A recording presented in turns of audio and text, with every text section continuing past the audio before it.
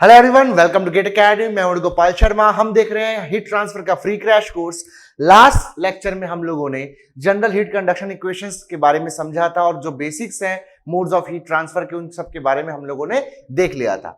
तो इस लेक्चर से हम लोग जो आगे का जो पार्ट है कि जनरल हीट कंडक्शन इक्वेशन में क्या क्या अच्छी चीजें हैं जिसको हम लोग देख सकते हैं, क्या क्या इंपॉर्टेंट चीजें हैं जिसका इस्तेमाल होता है न्यूमेरिकल प्रॉब्लम को हैंडल करने में या किसी थियोरेटिकल प्रॉब्लम को जज करने में। ठीक है, इन सब के बारे में देखेंगे। फिर हम लोग इंटर करेंगे one dimensional steady state conduction में, और वहां पर मैं आपको जो थर्मल रेजिस्टेंस एक्सेट्रा होता है उसका पूरा कॉन्सेप्ट जो है वो प्रोवाइड करूंगा। चलिए स्टार्ट करते हैं। सो जनरल हीट कंडक्शन इक्वेशंस हम लोगों ने 3 कोऑर्डिनेट सिस्टम्स में देखा है, जो कि कुछ इस तरह से था। जैसे कि रेक्टेंगल कोऑर्डिनेट्स में देखा था हम लोगों ने, रेक्टेंगुलर,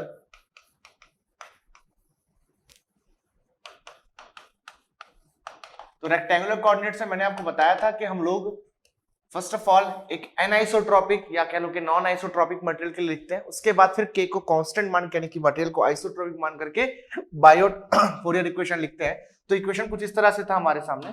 इक्वेशन कुछ इस तरह से था, del by del x K x del T by del x plus del by del y into K y into del T by del y plus del by del z K z into del T by del z, okay, plus q g is equal to rho c del T by del tau. ये हमारे पास general heat conduction equation था for an isotropic material.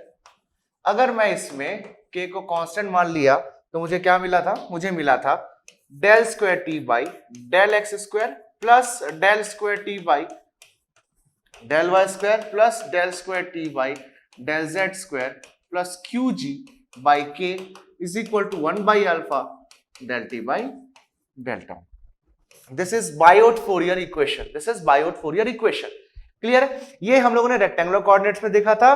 फिर हमने देखा कि भाई cylindrical coordinate में क्या होता है, सिलेंड्रिकल कोऑर्डिनेट के भी लिख देते हैं। सारे की नीड पढ़ने वाली, दैट्स व्हाई मैं इसको लिख रहा हूं पूरा।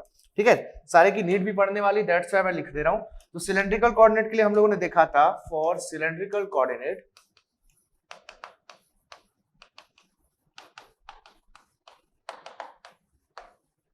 है ना, फॉर सिलेंड्रिकल कोऑर्डिनेट्स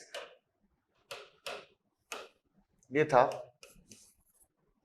ओके, ये था आप लोगों के पास इस तरह का, उसको आप लिखे थे, that is del square T by del r square, okay, plus 1 by r del T by del r plus 1 by r square del square T by del phi square, okay, plus del square T by del z square plus q g by के is equal to 1 by alpha del T by del tau. ये था। फिर हम लोगों ने देखा था कि हमारे स्फेरिकल कोऑर्डिनेट के लिए क्या होता है, फॉर स्फेरिकल कोऑर्डिनेट क्या होता है।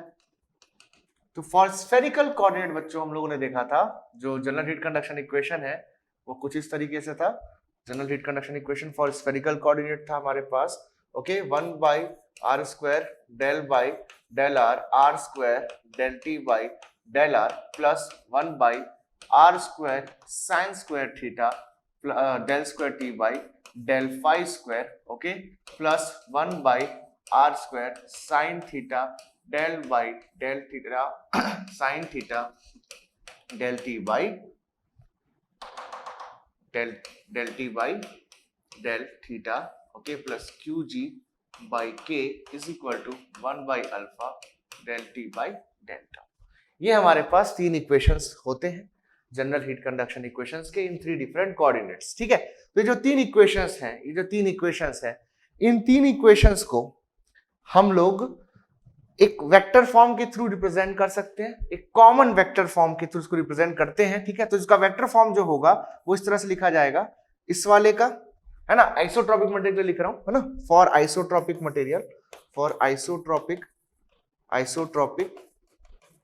मटेरियल,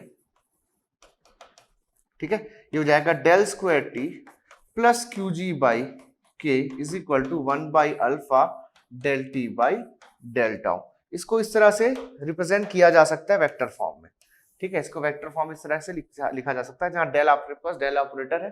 ठीक है, नाउ यहां पर क्या हो गया, यहां पर ये जो इक्वेशन है जो वेक्टर फॉर्म में है, ये चाहे आप सिलेंड्रिकल के लिए लिखो, चाहे आप स्फेरिकल के लिए लिखो, चाहे आप रेक्टेंगल के लिए लिखो, ये जो फॉर्मेट है this is independent of your system. Okay, coordinate system से ये अलग है, कोऑर्डिनेट सिस्टम पे डिपेंड नहीं करेगा। चाहे आप किसी भी सिस्टम की बात करो, रेक्टेंगुलर कोऑर्डिनेट सिस्टम, सिलेंड्रिकल और spherical, this is independent of coordinate system. This is independent of coordinate system. This is independent of coordinate system.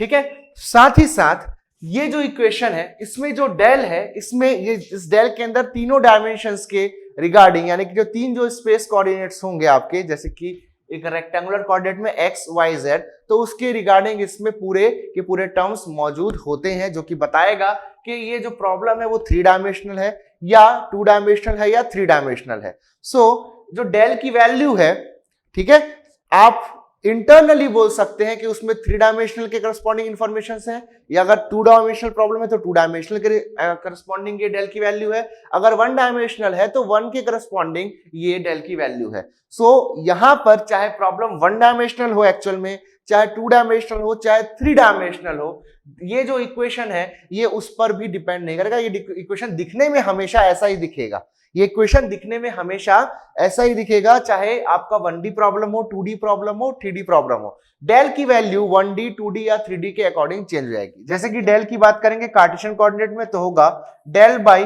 Del x i cap plus del by del y j cap plus del by del z के cap. इस तरह से ये हो जाएगा आप लोगों के कार्टेशियन कोऑर्डिनेट्स में। तो डेल स्क्वायर यहां से बनेगा हमारे लिए, डेल स्क्वायर बनेगा आपके लिए del square by del x square, okay, del square by del y square, del square by del z square. तो इस तरह से it is just an operator, एक ऑपरेटर यहां पर आपको मिल गया। ठीक है, डेल ऑपरेटर्स।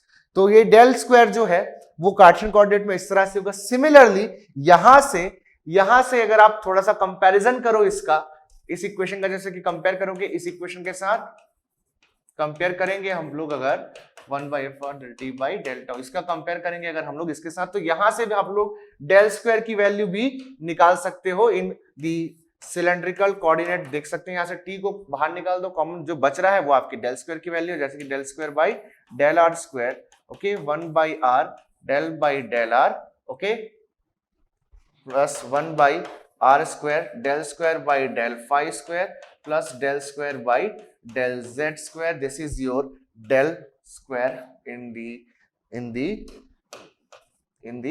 cylindrical coordinates. ये इसकी cylindrical coordinates में वैल्यू मिल गई।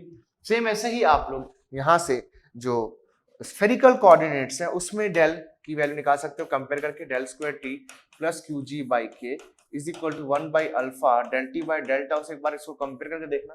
कंपेयर करोगे तो आपको डेल स्क्वायर की वैल्यू मिल जाएगी स्फेरिकल कोऑर्डिनेट के लिए, जैसे कि यहां से मिलेगा 1/r square del by del r, okay, r square del by del r, okay, plus 1/r square sine square theta, okay, del square by del phi square plus 1/r square sine theta del by del theta sine theta del by del theta. ये आप लोगों को मिल जाएगा del square की value for spherical coordinate, that's it. तो आप देख सकते हो कि डेल की इंटरनली जो वैल्यूज हैं वो अलग अलग है, ये सिलेंड्रिकल का, ये स्फेरिकल का और ये आपके पास रेक्टेंगुलर का। ठीक है, तो डेल स्क्वायर जो है इंटरनली जो उसकी वैल्यू है वो अलग अलग है, बट ओवरऑल जो रिप्रेजेंटेशन होगा वो ऐसा ही देखेगा।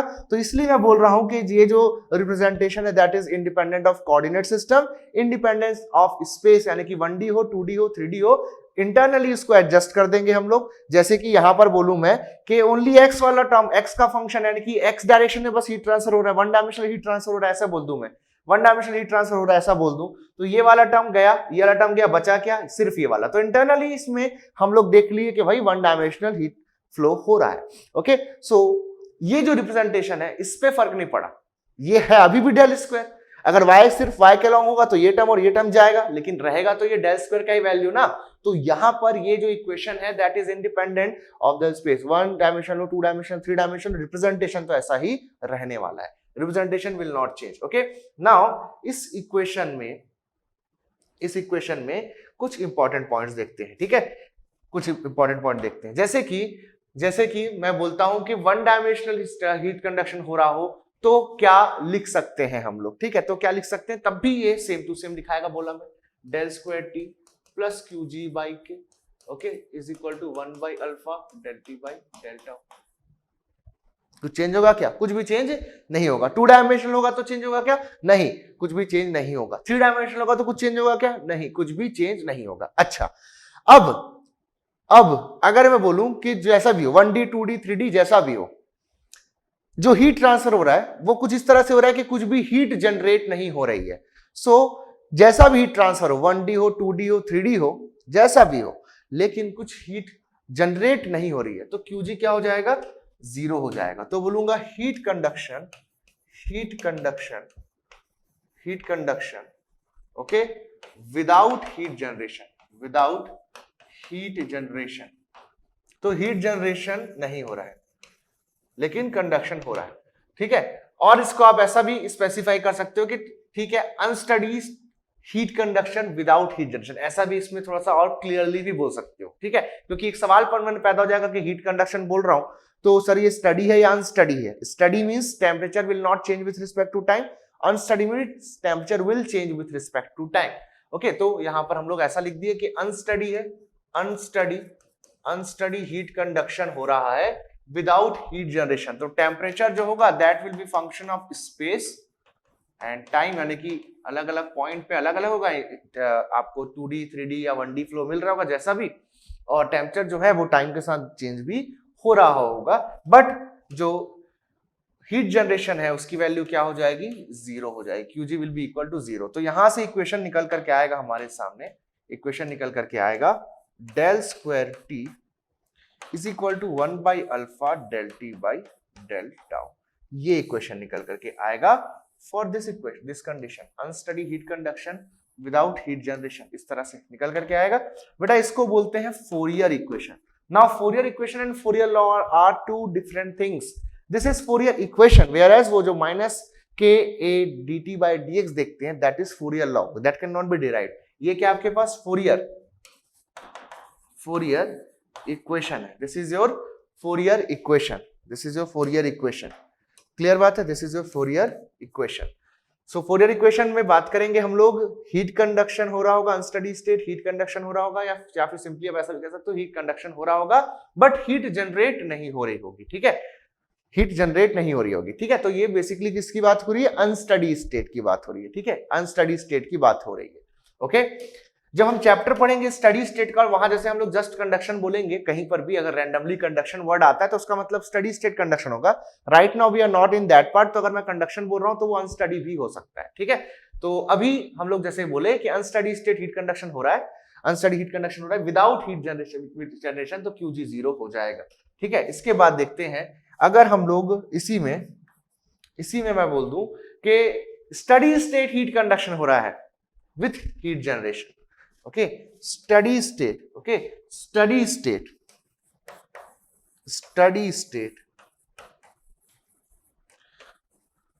Conduction, okay, with heat generation, okay, conduction हो रहा है। सो कंडक्शन हो रहा है मतलब बॉडी के अंदर टेम्परेचर ग्रेडियंट होंगे, ठीक है। सो 2D हो सकता है, 3D हो सकता है, 1D हो सकता है, जैसा भी होगा, लेकिन स्टडी स्टेट है तो टेम्परेचर जो है that is not function of time, और जो हीट जनरेशन है वो हो रहा है, so QG is not equal to 0। तो यहां से लिख सकते हैं हम लोग del square T plus QG by के इज इक्वल टू 0, है ना। यहां अलग से लिख देता हूं, del square T plus QG by के इज इक्वल टू 0। ये आपके पास इक्वेशन निकल के आ रहा है for study state heat conduction with heat generation. ये आपके पास इक्वेशन निकल करके आ रहा है। इस इक्वेशन को बोलते हैं हम लोग पॉइजन्स इक्वेशन, पॉइजन्स इक्वेशन, इसको बोलते हैं पॉइजन्स इक्वेशन। ठीक है, नेक्स्ट और लास्ट बात करते हैं एक बार। ठीक है, लास्ट देखते हैं हम लोग, लास्ट देखते हैं, अगर हमारे पास स्टडी स्टेट हीट कंडक्शन हो रहा होगा without heat generation, steady state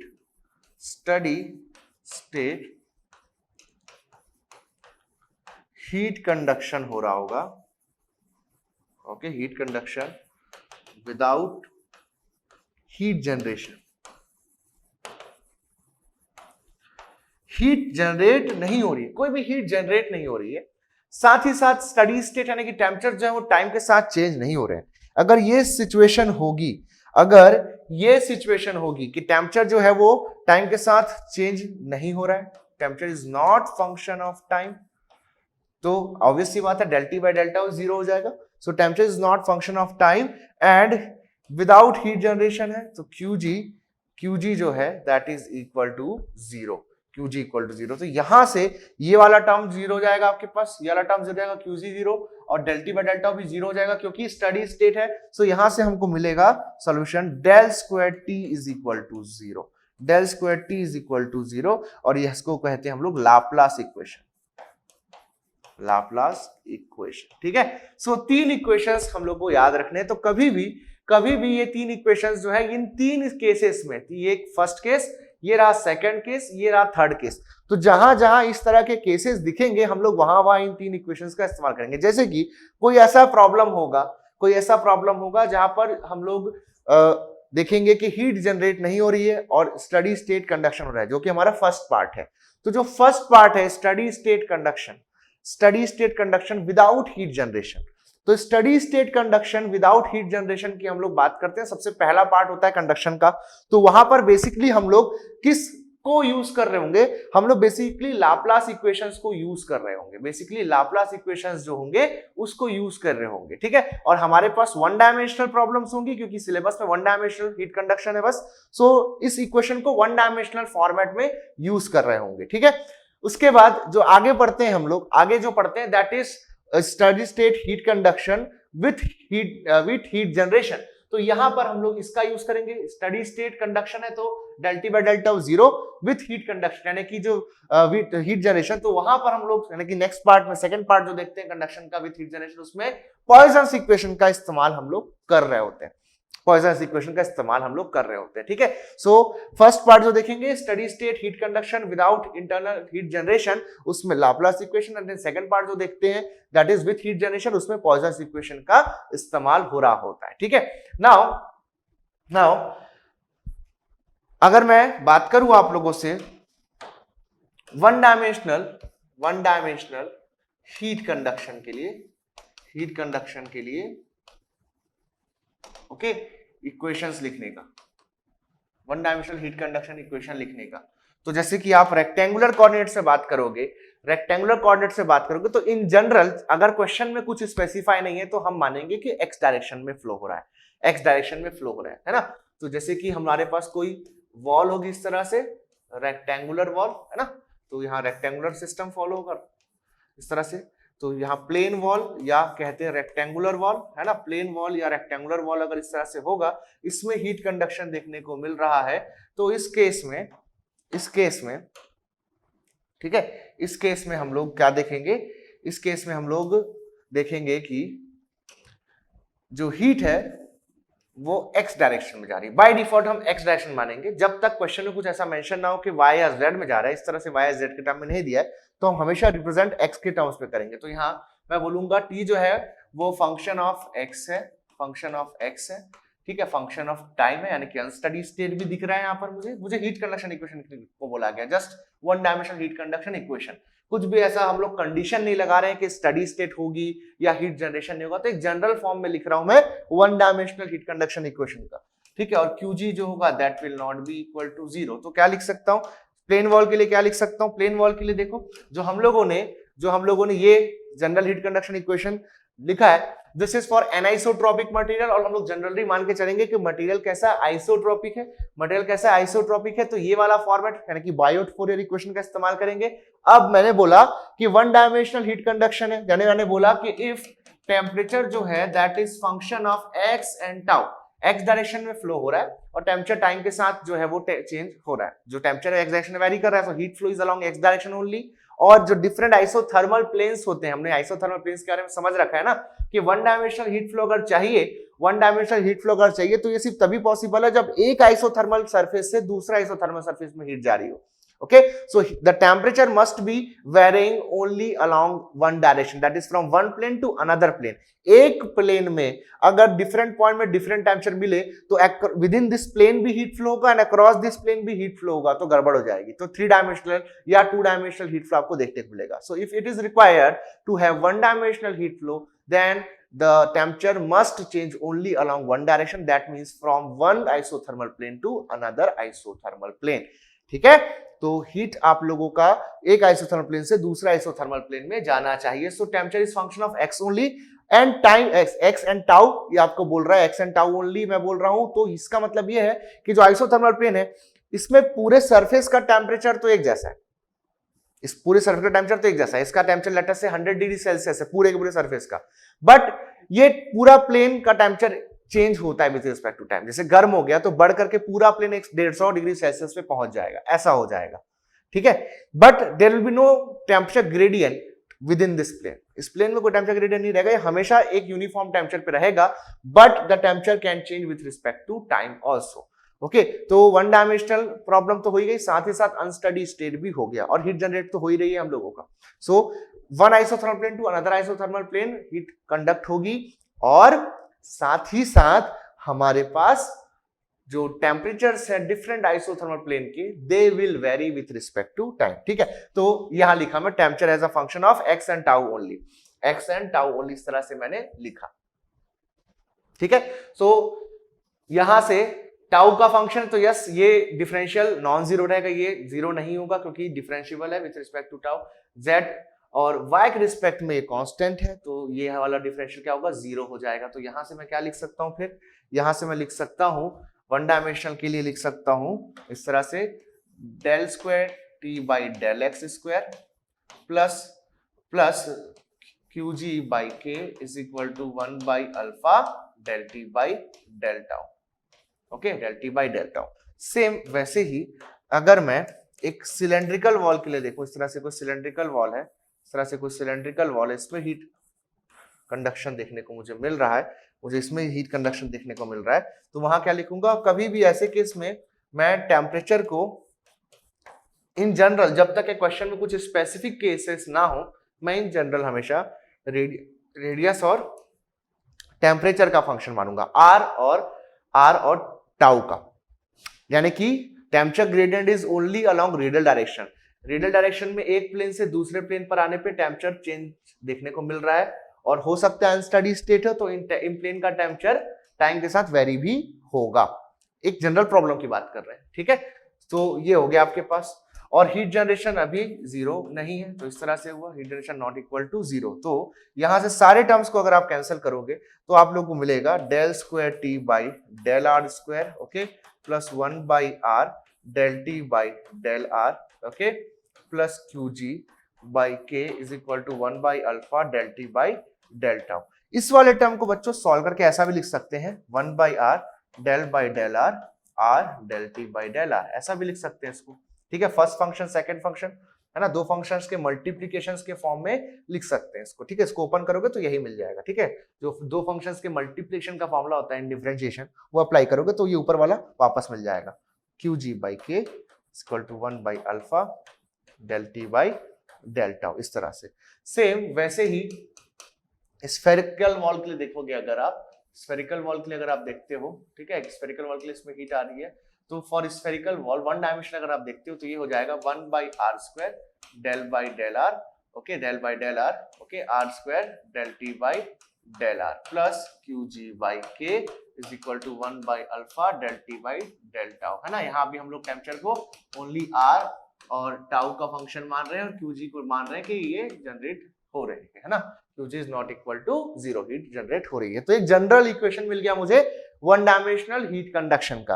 अब आप देखोगे, अगर आप देखोगे तो देखो इस इक्वेशन में मैं एक सिमेट्री निकाल करके इसको इस तरह से अरेंज कर सकता हूं। देखो इसको इस तरह से एक सिंगल इक्वेशन के फॉर्म में ऐसा लिख सकता हूं। देखो 1 by r s to power n del by del r into r s to power n del T by del r plus q g by के is equal to 1 by alpha del T by del tau.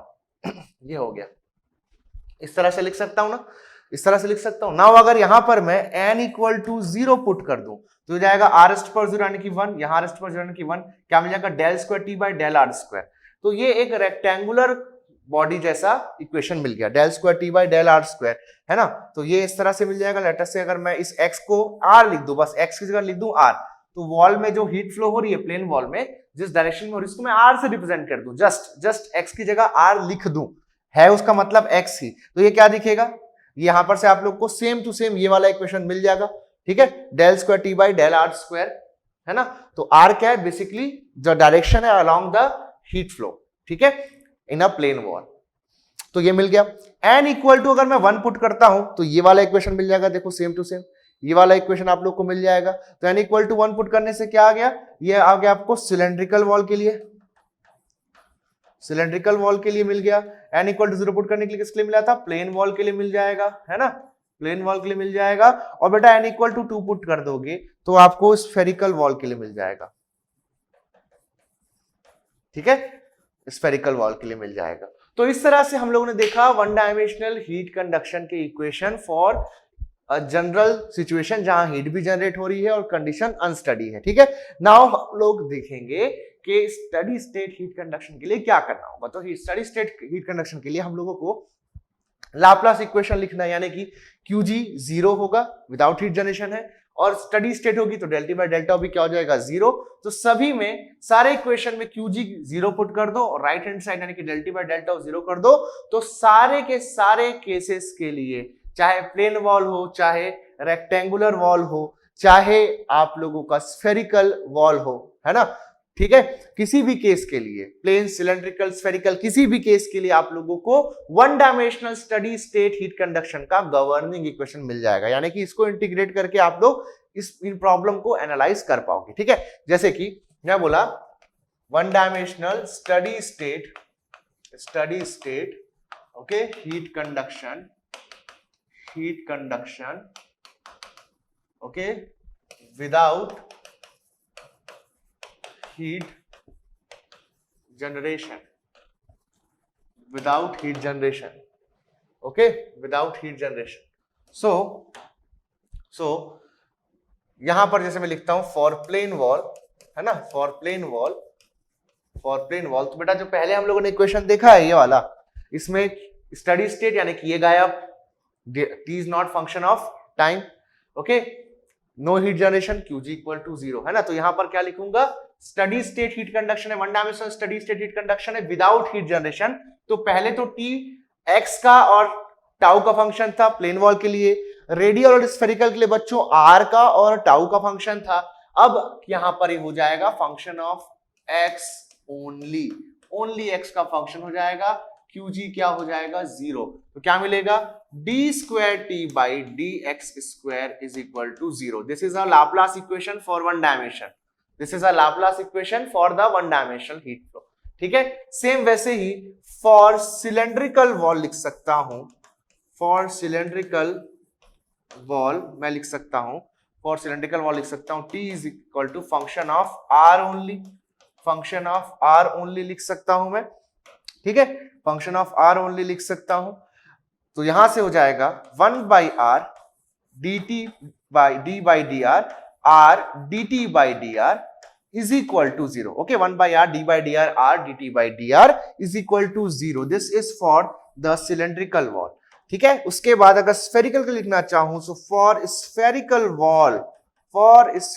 Wall मैं लिख सकता हूं, यहां से लिख सकता हूं 1 by r square d by d r square dt by d r. अब यहां पर मैं dt बाई डी आर लिख रहा हूं जबकि previously del T by del r है, वो इसलिए क्योंकि वहां पर पहले केसेस में ये मोर देन वन वेरिएबल पे डिपेंड कर रहा है, x और टाइम, दोनों पे डिपेंड कर रहा है, आर और टाइम दोनों पे डिपेंड कर रहा है, तो नंबर ऑफ वेरिएबल्स पे डिपेंड करेगा, तो कभी भी कंप्लीट डिफरेंशिएशन पॉसिबल नहीं होगा, ऑर्डिनरी डिफरेंशिएशन पॉसिबल नहीं होगा, वहां पर पार्शियल डिफरेंशियल यानी कि डेल यूज होगा, ठीक है। बट अब यहां पर सिर्फ एक ही वेरिएबल पे डिपेंड कर रहा है, तो इसका ऑर्डिनरी डिफरेंशिएशन पॉसिबल है, ठीक है। So del square t by del x square plane wall के लिए लिखा, सिलेंड्रिकल के लिए 1 by r d by d r d t by d r लिखा, स्फेरिकल वॉल के लिए ये लिखा, ठीक है। सो ये सारे लाप्लास इक्वेशंस ही है बेसिकली, है ना। यहां पर सभी जगह मैंने क्या लिखा है बेसिकली, अगर आप सोचो तो यही लिखा है मैंने, del square t is equal to 0, del square t is equal to 0, del square t is equal to 0, यही मैंने सब जगह लिखा है। नाउ इन डिफरेंशियल इक्वेशंस को सॉल्व करके और सुटेबल बाउंड्री कंडीशंस पुट करके आप जो टेम्परेचर का इक्वेशन है यानी कि द इक्वेशन ऑफ टी आप निकाल सकते हो कि क्या होगा temperature distribution in a plane wall, in a cylindrical wall and in a spherical wall under one dimensional steady state heat conduction without heat generation, ठीक है। तो इसको इंटीग्रेट करते हैं, जैसे कि मैं किया इसको फॉर प्लेन वॉल अगर मुझे टेम्परेचर डिस्ट्रीब्यूशन चाहिए कि वॉल के अंदर किस तरह से टेम्परेचर एक आइसोथर्मल प्लेन से दूसरा आइसोथर्मल प्लेन में चेंज हो रहा है, ओके। तो for plane wall temperature distribution under one dimensional steady state heat conduction without heat generation, okay, without heat generation. तो यहां से मैं लिखूंगा d square t by dx square is equal to 0. This is what? This is the governing equation. This is your governing equation. यहां से है ना, this is your governing equation which is nothing but, okay, sorry, okay, which is your Laplace equation, ठीक है।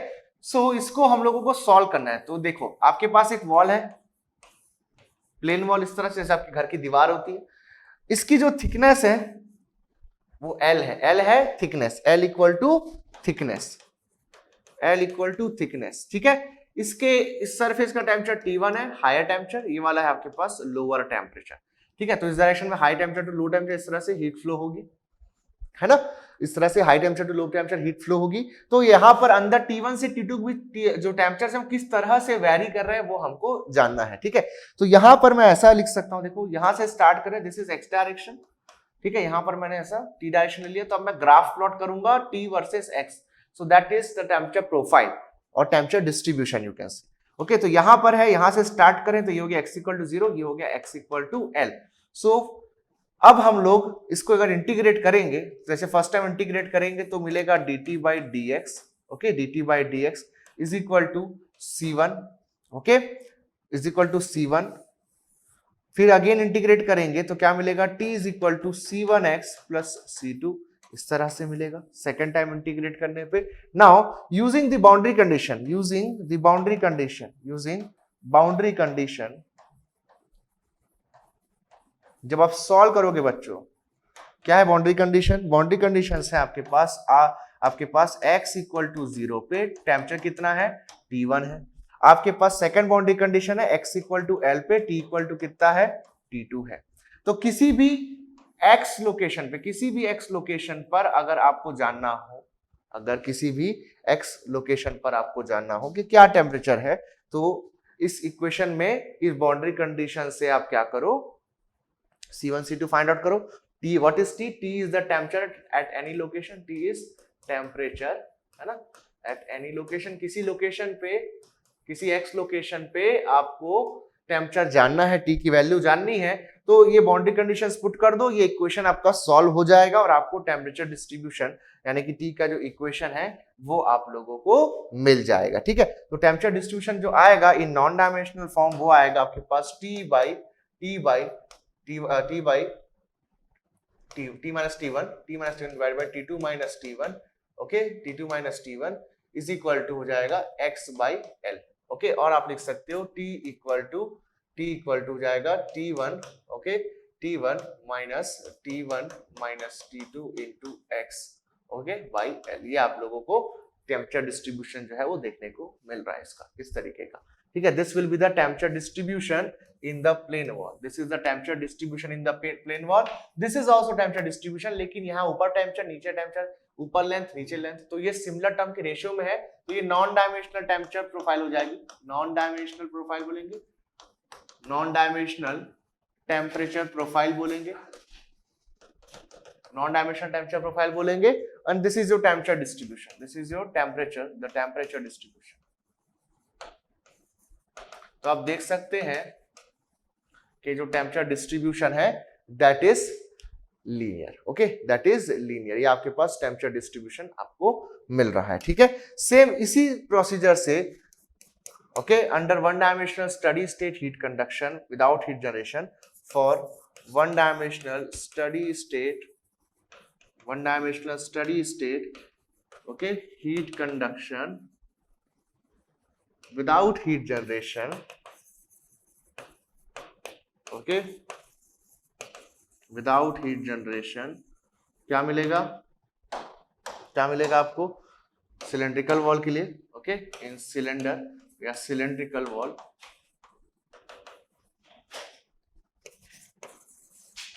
इन cylindrical wall आपको क्या मिलेगा, इस तरह से सिलेंड्रिकल वॉल होगी, this is your inner radius R1, this is your outer radius that is R2, किसी भी R रेडियस पे हमको टेम्परेचर जानना है, तो यहाँ पर टेम्परेचर है किसी रेडियस पे T, so at R equal to R1 आपका टेम्परेचर कितना है बच्चों, T इक्वल टू T1 है, eight R equal to R2 आपका temperature T equal to T2 है, तो यहाँ से आपको दो बाउंड्री कंडीशंस मिल गई हैं, ठीक है। हमारे पास गवर्निंग इक्वेशन क्या है इसका, 1/R d by dr r dt by dr is equal to 0, इसको दो बार इंटीग्रेट करेंगे और इन बाउंड्री कंडीशंस को पुट करेंगे तो हम लोग को नॉन डायमेंशनल टेम्परेचर प्रोफाइल मिलेगी T1 T minus T1 by T2 minus T1 is equal to ln r by r1 divided by ln r2 by r1, ठीक है। ये हम लोगों को नॉन डायमेंशनल टेम्परेचर डिस्ट्रीब्यूशन इसका मिल जाएगा, यहां से इसको लिख सकते हैं T equal to T1 plus T2 minus T1, okay, into ln R by R1 upon ln R2 by R1. This is your non-dimensional, this is your temperature distribution and non-dimensional temperature distribution. This is non-dimensional temperature distribution. Non-dimensional बोलने का मतलब सिर्फ ये है कि दो similar quantities का ratio हो जा रहा है, बाकी रिजल्ट्स दोनों से सेम आएगा। अब यहाँ से आप देख सकते हैं और यहाँ से देख सकते हैं प्लेन वॉल का जो हम लोगों ने देखा, प्लेन वॉल के केस में, प्लेन वॉल के केस में हम लोगों का जो इक्वेशन है कैसा है, प्लेन वॉल में इक्वेशन जो है वो कैसा है, लीनियर है, so t as a function of x है बट एक लीनियर फंक्शन है, ठीक है। तो टेम्परेचर प्रोफाइल कैसी है, टेम्परेचर डिस्ट्रीब्यूशन इज लीनियर, और यहां आप देख सकते हो कि लॉगरिथमिक है, सो यहां पर द टेम्परेचर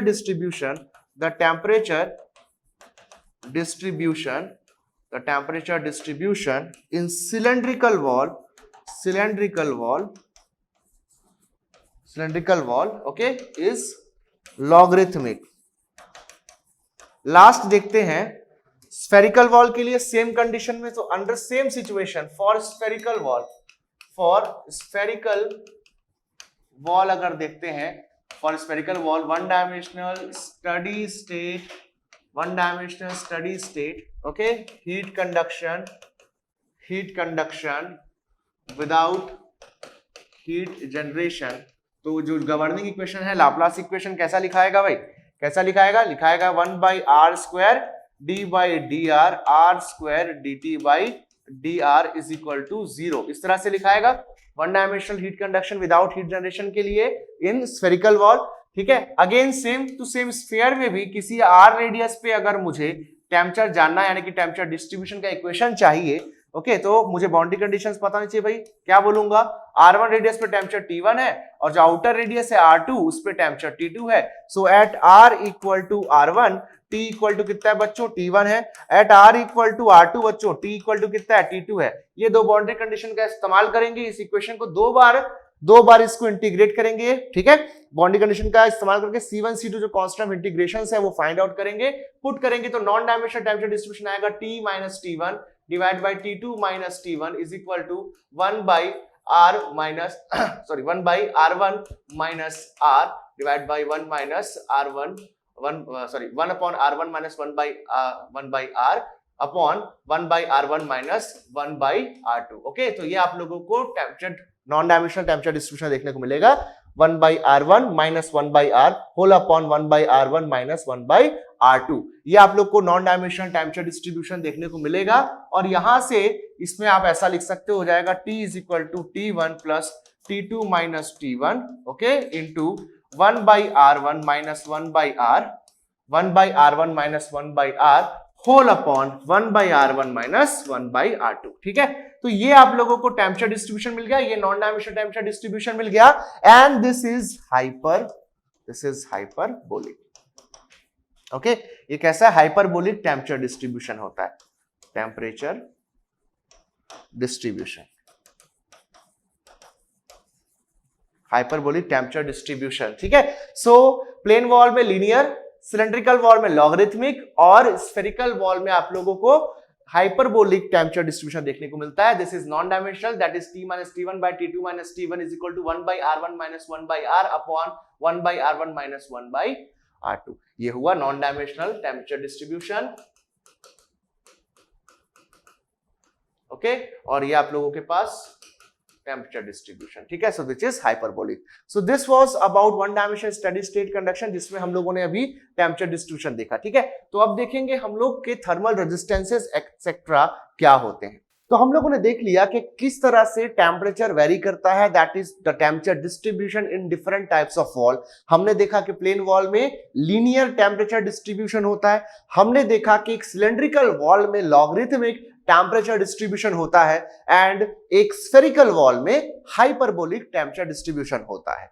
ठीक है, सो टेम्परेचर डिस्ट्रीब्यूशन जो है, यहां पर हम लोग एक चीज देख सकते हैं कि डिफरेंट लेयर्स पे, जैसे कि हम लोग एक one dimensional heat conduction problem की बात कर रहे हैं, तो डिफरेंट लोकेशंस पे टेम्परेचर डिफरेंट है। अब ऐसा इसलिए है जस्ट बिकॉज मटेरियल में एक बेसिक सा बिहेवियर है that is known as thermal resistance. तो कभी भी यहां पर जो आपके पास बॉडी होगी, सॉलिड बॉडी होगी या कोई भी यहां पर फ्लूइड होगा और एक सॉलिड होगा, तो इस तरह से जो टेम्परेचर्स होंगे डिफरेंट लोकेशंस पे डिफरेंट होंगे and due to this temperature difference आपको पर्टिकुलर डायरेक्शन में रेट ऑफ हीट ट्रांसफर दिखाई दे रहा होगा। ये होता है एक बेसिक सी बिहेवियर के कारण, जिसको कहते हैं थर्मल रेजिस्टेंस। थर्मल रेजिस्टेंस ठीक उसी तरह है जिस तरह से यहाँ एक इलेक्ट्रिकल रेजिस्टेंस होता है। ठीक है, तो थर्मल रेजिस्टेंस को समझने के लिए हम इलेक्ट्रिकल एनालॉजी का इस्तेमाल करते हैं। ठीक है, सो हेडिंग डालेंगे सभी अपने कॉपी में, थर्मल रेजिस्टेंस। ठीक है, थर्मल रेजिस्टेंस तो शॉर्ट में देखते हैं कैसे होता है, क्या होता है, सारी चीजें देखते हैं। ठीक है, और मैं पूरी उम्मीद करता हूं कि जब आप इस रिकॉर्डेड वीडियो को देखते होगे तो एक पूरी फुल क्लास की तरह इसको ट्रीट करते होगे। तो जो मैं बात करता हूं आपसे कैमरे के थ्रू करता हूं। ठीक है, तो आप लोग बिल्कुल अपना जो रिस्पांस है वो कमेंट सेक्शन में डाला कीजिए, मैं बिल्कुल आप लोगों के कमेंट्स रीड करता हूं। ठीक है, तो जो मैं चीज बोल रहा हूं आप उसको फॉलो किया करो, साथ ही साथ देखते देखते ही मतलब नोट्स बनाया करो। ऐसा नहीं कि पहले देख लिए कुछ उसके बाद फिर आराम से हम लोग नोट्स बना रहे हैं, तो टाइम वेस्ट नहीं करना, टाइम वैसे भी कम है। ठीक है, तो थर्मल रेजिस्टेंस को समझने के लिए हम लोग जो टेक्निक का इस्तेमाल करेंगे वो है आपके पास इलेक्ट्रिकल एनालॉजी।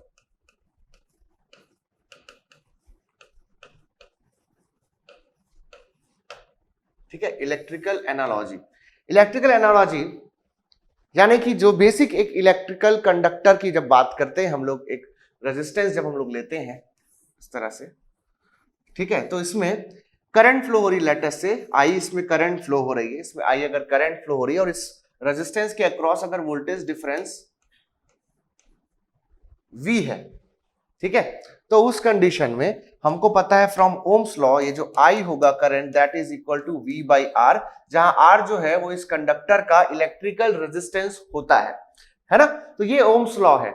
सो सेम वैसे ही आप देख सकते हो कि यहां पर जिस तरह से एक इलेक्ट्रिकल रेजिस्टेंस में due to voltage difference current flow आप लोग को देखने को मिल रही है, सेम वैसे ही हमारे पास किसी भी बॉडी में ठीक है, किसी भी सॉलिड बॉडी या किसी भी सब्सटेंस में जब हीट फ्लो होती है that flows due to temperature difference delta t. Okay, तो टेम्परेचर डिफरेंस के कारण हीट फ्लो स्टार्ट होता है। ओके, तो हर एक मटेरियल का अपना कुछ रेजिस्टेंस होता है, so every material resist the rate of heat transfer और the heat transfer across the boundaries. ठीक है, तो उसकी जो बाउंड्रीज होती हैं, लेफ्ट बाउंड्री राइट बाउंड्री, इस तरह से उसके अक्रॉस हीट ट्रांसफर होने में वो कुछ ना कुछ रेजिस्टेंस जो है ऑफर करता है। That is why that is what due to this resistance हमको देखने को मिलता है कि ये सरफेस और ये सरफेस वैसे भी क्या है, डिफरेंट टेम्परेचर पे है। अगर मान लीजिए कि थर्मल रेजिस्टेंस 0 हो जाएगा, यानी कि मटेरियल कुछ भी रेजिस्ट नहीं करेगा, तो यहां पर दोनों प्लेन्स पे जो टेम्परेचर है वो आइडेंटिकल हो जाएगा। ठीक है, सो इन जनरल हर एक सॉलिड या हर एक सब्सटेंस, चाहे वो फ्लूइड क्यों ना हो, वो हीट ट्रांसफर के रास्ते में कुछ ना कुछ रुकावटें पैदा करता है। So there is resistance in the path of heat flow, so that is known as thermal resistance. तो आप देख सकते हैं जिस तरह से करंट वोल्टेज डिफरेंस के कारण फ्लो हो रहा है, वैसे ही हीट जो है वो इस टेम्परेचर डिफरेंस के कारण फ्लो हो रही है इस सॉलिड में या इस सब्सटेंस में कह लीजिए, और यहां पर उसका थर्मल रेजिस्टेंस RTH है। तो इसी के तर्ज पे, इसी के स्टाइल में हम लिख सकते हैं Q is equal to delta T by RTH, ये लिख सकते हैं। तो करंट की जगह हम किसको एनालॉगस मान रहे हैं? करंट के एनालॉगस में हमने मान लिया हीट को, ठीक है। वोल्टेज डिफरेंस के एनालॉगस मान लिया मैंने टेम्परेचर डिफरेंस को, एंड इलेक्ट्रिकल रेजिस्टेंस के एनालॉगस मैंने मान लिया थर्मल रेजिस्टेंस को। तो ये जो मुझे हीट, टेम्परेचर डिफरेंस और थर्मल रेजिस्टेंस के बीच जो मुझे रिलेशनशिप मिला, that is through this electrical approach and this is known as electrical analogy. और इसका बहुत ज्यादा इस्तेमाल होता है, इसका बहुत ज्यादा इस्तेमाल होता है। ठीक है, सो अब हम लोगों को देखना है डिफरेंट सॉलिड्स के लिए, डिफरेंट सॉलिड, लाइक आपके पास प्लेन वॉल्स हो गए, सिलिंड्रिकल वॉल्स हो गए, स्फेरिकल वॉल्स हो गए, उसके लिए थर्मल रेजिस्टेंस की वैल्यू क्या होती है?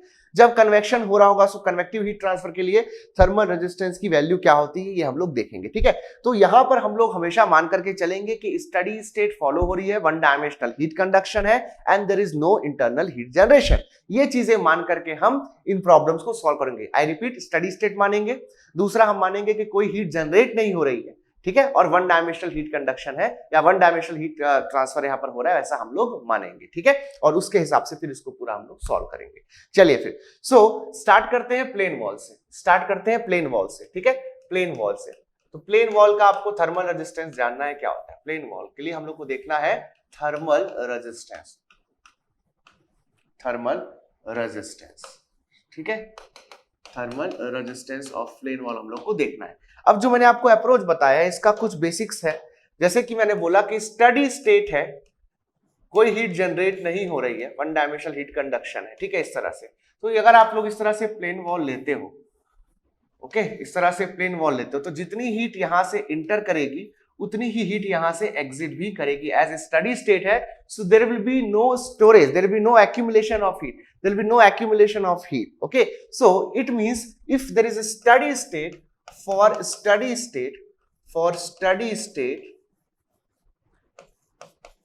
okay, Q जो है वो हर सेक्शन में सेम है। okay, Q जो है वो हर सेक्शन में सेम है। अगर एक सेक्शनल फॉर्म में आप इसको लिखना चाहो तो ऐसा भी लिख सकते हो। देखो, एक छोटे से डिस्टेंस पे, एक यहां पर मैंने किसी एक डिस्टेंस पे छोटा सा ऐसा मैंने एक एलिमेंट ले लिया, सपोज इस तरह से एक एलिमेंट ले लिया, इसकी थिकनेस है dx, ठीक है, इसके अक्रॉस जो टेम्परेचर ड्रॉप देखने को मिल रहा है दिस इज dt। तो इस x लोकेशन पे जो हीट ट्रांसफर रेट है that is qx, which is given as minus k into a into dt by dx at any x location. So this heat transfer rate will be same throughout, so heat transfer rate जो है हर section में same होगा। so qx क्या हो जाएगा, constant हो जाएगा। हर section पे आपको same rate of heat transfer मिलेगा। अगर मान लीजिए कि सपोज आपके पास यहाँ पर इतने जो वॉल्यूम है, लेट अस से अगर इतना वॉल्यूम जो है वो हीट को स्टोर कर रहा होगा, लेट अस से इतना वॉल्यूम अगर मान लीजिए स्टोर करने लग गया, तो क्या होगा, जितनी हीट आएगी, क्यू हीट आएगी, और क्यू में से कुछ हिस्सा, लेट अस से 10% हीट इसने क्या कर दिया, सोख लिया, स्टोर कर लिया। तो यहां बाहर कितना जाएगा, फिर 0.9 टाइम्स ऑफ क्यू बाहर जाएगा, इस तरह से।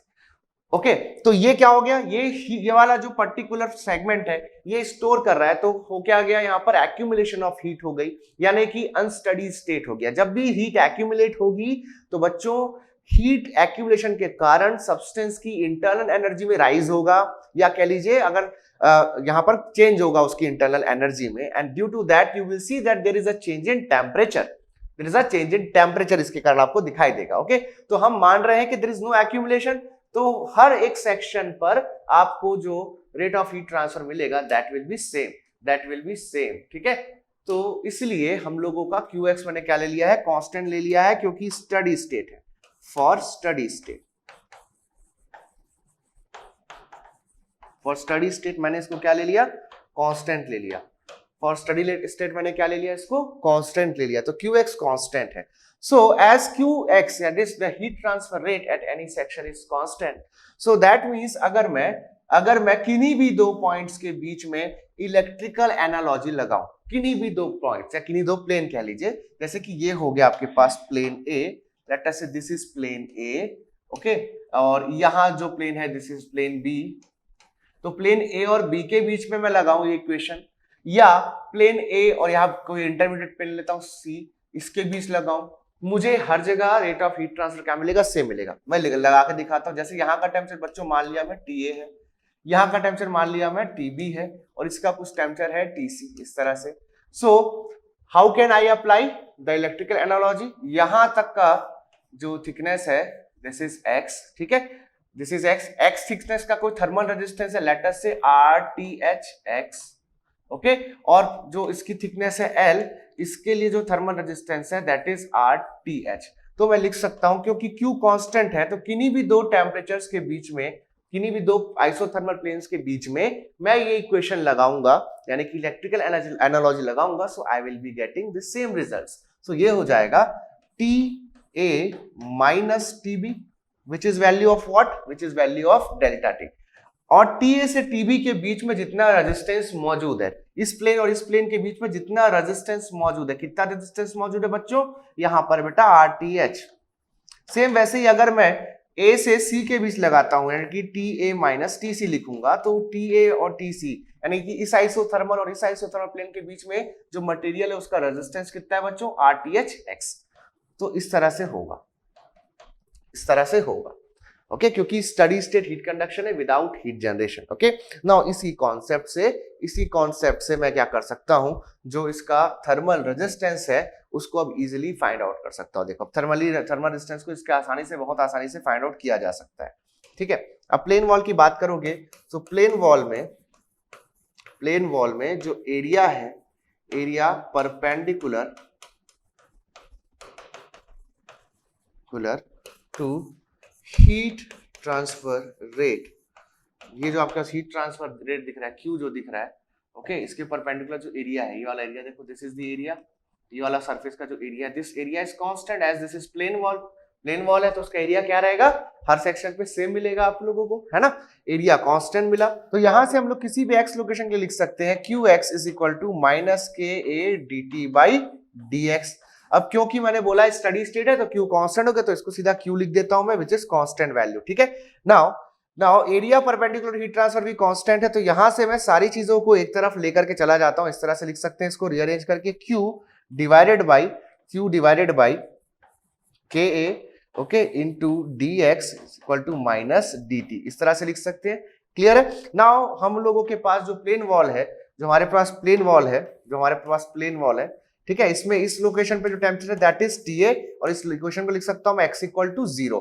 वॉल की जो थिकनेस है बच्चों दैट इज L, है ना, तो इसको लिख सकता हूं x इक्वल टू L, और यहाँ पर टेम्परेचर क्या है, TB है आपके पास, इस तरह से TB है आपके पास टेम्परेचर, ठीक है। आप T1 T2 भी लिख सकते हैं, कोई फर्क नहीं पड़ेगा, उससे दिक्कत नहीं कुछ भी।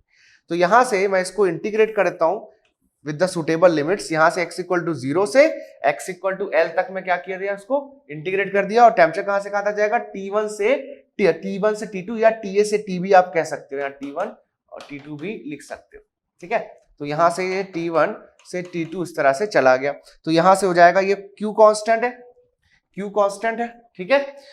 एरिया कांस्टेंट है क्योंकि आपके पास ये प्लेन वॉल है, एरिया इसका वेरी नहीं करेगा, इस सरफेस का जो एरिया है वही एरिया इस सरफेस का भी होगा, क्योंकि प्लेन वॉल है, रेक्टेंगुलर वॉल यानी कि जो क्यूबॉइड टाइप का शेप होगा उसके लेफ्ट राइट जो फेसेस होंगे उनका एरिया बराबर होगा। हालांकि सिलेंडर और स्फीयर में ऐसा देखने को नहीं मिलेगा, ठीक है।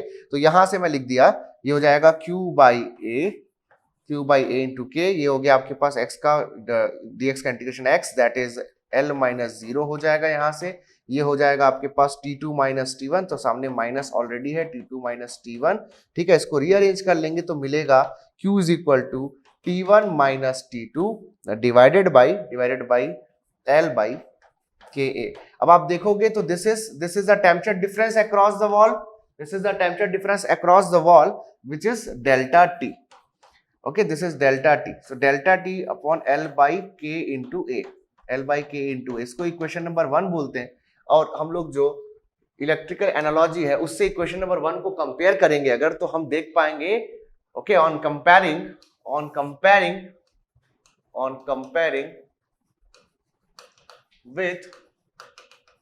with Q is equal to delta T by RTH, आपको बेटा मिल जाएगा यहां से thermal resistance of a plane wall, एक प्लेन वॉल का थर्मल रेजिस्टेंस मिल जाएगा। सो कंडक्टिव, कंडक्शन हो रहा है क्योंकि प्लेन वॉल में, तो बोलेंगे कंडक्टिव थर्मल रेजिस्टेंस मिल जाएगा आपको ऑफ अ प्लेन वॉल बेटा मिल जाएगा आप लोगों को यहां से RTH is equal to l by k into a. तो L क्या है आपके पास, L जो है वो इस वॉल की थिकनेस है, K जो है उस वॉल के मटेरियल की थर्मल कंडक्टिविटी है, A जो है वो area perpendicular to the direction of heat flow है। Now in majority of cases आपको जनरली देखने को मिलता है कि आपको वॉल का सरफेस एरिया, यानी कि वॉल का जो एरिया है perpendicular to the direction of heat flow, ये वाला नहीं दिया होता है। सो उस केस में we solve the problem for unit area, उस केस में हम यूनिट एरिया के लिए सॉल्व करते हैं और फिर वहां पर हमको, क्योंकि हमने यूनिट एरिया के लिए सॉल्व किया है, सो जो हीट ट्रांसफर आएगा, हीट ट्रांसफर रेट जो आएगा that will B for unit area, that is heat transfer rate per unit area which is heat flux, वो हम लोगों को मिलेगा। ठीक है, तो अगर हम लोग यूनिट एरिया के लिए सॉल्व करते हैं, फॉर यूनिट एरिया हम लोग देखते हैं, फॉर यूनिट एरिया हम लोग देखते हैं दैट इज Q बाई ए कर देते हैं, हम लोग Q बाई ए कर देते हैं फॉर यूनिट एरिया, तो हम लोग को क्या मिल जाता है, Q मिल जाता है, small q, that is the rate of heat transfer per unit area, rate of heat transfer per unit area. ठीक है, सो यहां से इसको हम क्या बोलते हैं, इसको बोलते हैं heat flux, this is heat flux, okay, that is what पर मीटर स्क्वायर, इसकी ऐसा यूनिट होगी। ठीक है, नाउ फॉर प्लेन वॉल आप देख सकते हो, फॉर प्लेन वॉल जो है बच्चों वो आपका rate of heat transfer constant है अंडर स्टडी स्टेट कंडक्शन। ठीक है, विदाउट हीट जनरेशन आपको हर जगह Q सेम देखने को मिल रहा है, सिवेयर एज एरिया भी सेम है क्योंकि प्लेन वॉल है। सो Q जो होगा that will be constant, small q जो होगा, ये आप स्मॉल q जो होगा दैट इज हीट फ्लक्स क्या हो जाएगा, कांस्टेंट हो जाएगा फॉर प्लेन वॉल, क्योंकि इधर का एरिया और इधर का एरिया सेम है। ठीक है, तो ये हुआ आपके पास हीट फ्लक्स के बारे में बात, और ये हुआ थर्मल रेजिस्टेंस आपके प्लेन वॉल का। सिमिलर फैशन में बात करते हैं हम लोग अब सिलेंड्रिकल वॉल का। ओके, सो थर्मल रेजिस्टेंस लिखेंगे, कॉपी में हेडिंग डालेंगे, thermal resistance of cylindrical wall. ठीक है, सिलेंड्रिकल वॉल का बच्चों थर्मल रेजिस्टेंस हम लोग देखते हैं कि क्या होना चाहिए। ठीक है, तो एक जस्ट मैं इस तरह से एक सिलेंड्रिकल वॉल ड्रॉ कर रहा हूं, मैं इस तरह से जस्ट एक सेगमेंट ड्रॉ कर रहा हूं।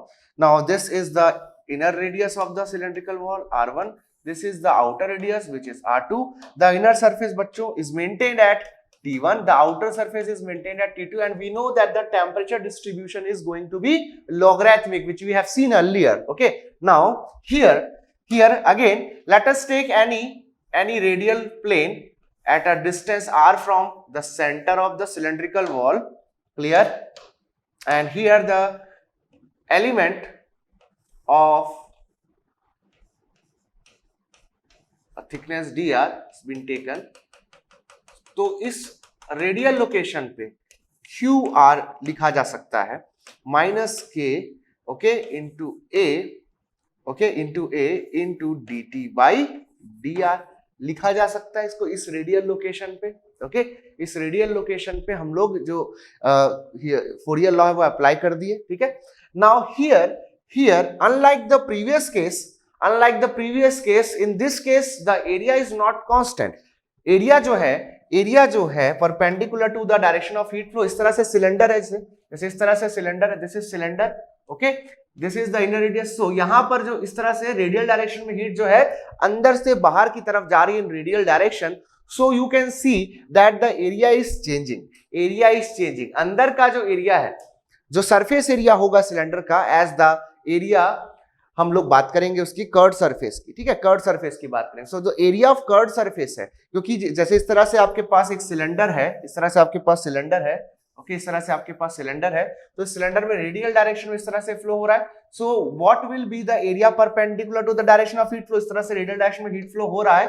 So the area perpendicular to the heat flow will be the curved surface of the cylinder, will be the curved surface of the cylinder. So in that situation my dear students, what we can say that area at any radial location will be given as 2 pi r into L, where L is the length of the cylinder. And in most of the questions from the cylindrical wall, जो बोल रहा हूं उसको सुनना, in most of the cases in cylindrical wall you will see that the length is not given. ऐसा कई बार किया जाता है। So for that you have to solve for unit length of the cylinder, that is heat transfer rate per unit length of the cylinder। ऐसा हम लोग solve कर सकते हैं, but as long as it is given we have to consider it। okay, so 2 pi r L आप लोगों का जो है सरफेस एरिया हो रहा है, and this surface area is perpendicular to the direction of heat flow, and as you can see that at different radial locations there will be different surface areas। okay, so area यहां पर constant नहीं है, area यहां पर very कर रहा है। okay, area यहां पर वेरी कर रहा है, तो यहां से आप देख पाओगे, यहां से आप देख पाओगे, मैं सारी चीजों को रीअरेंज करता हूं, ठीक है। सो एरिया वेरी कर रहा है ना, but as the condition is one dimensional steady state heat conduction without heat generation, so Q is again constant। okay, this Q is going to be constant, Q is going to be constant। okay, area is varying but Q is going to be constant। ठीक है, तो जो भी variation हो रहा है, देखो, if K is constant, that is the thermal conductivity which is the thermophysical property of the material, if K is constant, area is varying, so my dear students, आपको लग सकता है कि sir the heat transfer rate must vary, but no my dear students, ऐसा नहीं होगा। why ऐसा इसलिए नहीं होगा because the temperature profile is logarithmic, right? and this is the slope of the temperature profile, or you can say the temperature gradient। okay, so as the profile is non-linear, एक logarithmic profile है, so this is also changing, this value is also changing, dt by dr is continuously changing। ठीक है, dt by dr is continuously changing। if you plot a diagram like this between t and r, and if the temperature distribution is linear, okay, so you can say dt by dx is constant, correct? dt by dx should be constant। okay, now as for plane wall, dt by dx is constant and area is also constant and k is also constant thermal conductivity case. ठीक है, तो overall जो Q की value है from Fourier law minus k a dt by dx will become constant, as ये भी constant है, ये भी कांस्टेंट है, ये भी कांस्टेंट है। बट हियर हम लोगों को अगर Q कांस्टेंट चाहिए, that is one dimensional steady state heat conduction चाहिए without heat generation, Q must be constant. So for that आपका अगर K कांस्टेंट है और A अगर आपका इंक्रीज हो रहा है, so this must decrease. Area अगर इंक्रीज हो रहा है आप लोगों का R डैश में, यहां पर इनर सरफेस एरिया कम होगा, आउटर सरफेस एरिया ज्यादा होगा, so area is increasing, so dt by dr must decrease, obvious सी बात है। So this will be decreasing, और ये ओवरऑल ये इंक्रीज और ये डिक्रीज मिलकर के फाइनली एक दूसरे को मैनेज कर देंगे, and the Q will become constant। so Q will always be constant, so this relationship will be giving you a constant value at any section। आई बात समझ में? so rate of heat transfer will be constant at every location, whereas the area perpendicular to the direction of heat transfer will be varying with respect to radius। ठीक है, okay, तो सारी चीजों को बेटा रीअरेंज कर लेते हैं। ये हो जाएगा K into 2 pi RL into 2 pi RL is equal to minus dt। अब इसको इंटीग्रेट करने जाएंगे तो हम लोगों को लिमिट्स देखने को मिलेगी। r इक्वल टू r1 पर t इक्वल टू कितना है, t1 है, r इक्वल टू r2 पे t इक्वल टू कितना है, t2 है। सो इसको r1 से लेकर के r2 तक, और बेटा इसको हम t1 से लेकर के t2 तक इंटीग्रेट करेंगे। तो इंटीग्रेट करने के पश्चात इस प्रकार की कुछ वैल्यू हम लोगों को दिखाई देगी, that is t1 minus t2 upon 1 by 2 pi KL ln R2 by R1. This will be obtained. You can just solve in your copy and you will get to know that this is the correct value. Okay, now right after comparing this value with del T by RTH, you will get to know, इसको electrical energy से compare कर लेते हैं तो क्या मिल जाएगा, thermal resistance of cylindrical wall मुझे निकल करके आ जाएगा, thermal resistance, okay, resistance of cylindrical wall निकल करके आ जाएगा, सिलिंड्रिकल वॉल निकल करके आ जाएगा, okay, and that will be RTH is equal to, for cylindrical wall this RTH will be equal to 1 upon 2 pi KL ln R2 by R1. This will be the thermal resistance of a cylindrical wall. Okay, now as here area is variable, area is varying, Q is constant, Q is constant, so here heat flux will not be constant. heat flux जो है, heat flux जो होगा Q, okay, Q जो होगा वो inner surface का अलग होगा, आउटर सरफेस का अलग होगा, सो क्यू आई लिखोगे जैसे आप, ओके, तो वो हो जाएगा Q divided by AI. Similarly Q outer surface के लिए लिखोगे तो होगा बेटा Q, that is rate of heat transfer divided by outer surface area. Okay, so the Q will be constant, so QI into AI is equal to होगा आपका QO into AO is equal to constant. So the heat flux must vary, heat flux will be different at different planes. Okay, clear बात है, जो आप लोग को heat flux की value मिलेगी that will be different at inner and outer plane. So this was the story of thermal resistance in the cylindrical wall. Now let us talk about the thermal resistance in the spherical wall. Okay, so let me write the thermal resistance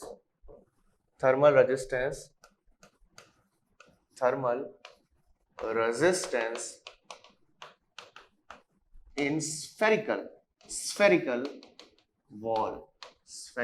wall. Okay, so again यहां पर चीजें वैसा ही है जो मैंने बात किया आप लोगों का, एरिया का वेरिएशन और dt by dr के वेरिएशन की बात करें, सेम सारी चीजें यहां पर भी है. ओके, तो एक इस तरह से आप स्फेरिकल वॉल एज्यूम कर लीजिए, the inner radius is R1 and here the temperature is T1, the outer radius is R2 and the corresponding temperature is T2. Okay, so at R equal to R1 you can write T equal to T1, at R equal to R2, at R equal to R2, at R equal to R2, at R equal to R2 आपका T equal to कितना है, T2 है. ठीक है, ये आप लोगों को मिल गया कंडीशन. सो अगेन किसी भी रेडियल लोकेशन पे, किसी R रेडियल लोकेशन पर एक एलिमेंट ले लेते हैं हम लोग इस तरह से dr थिकनेस का. ठीक है, dr थिकनेस के इस तरह से एलिमेंट ले लेते हैं.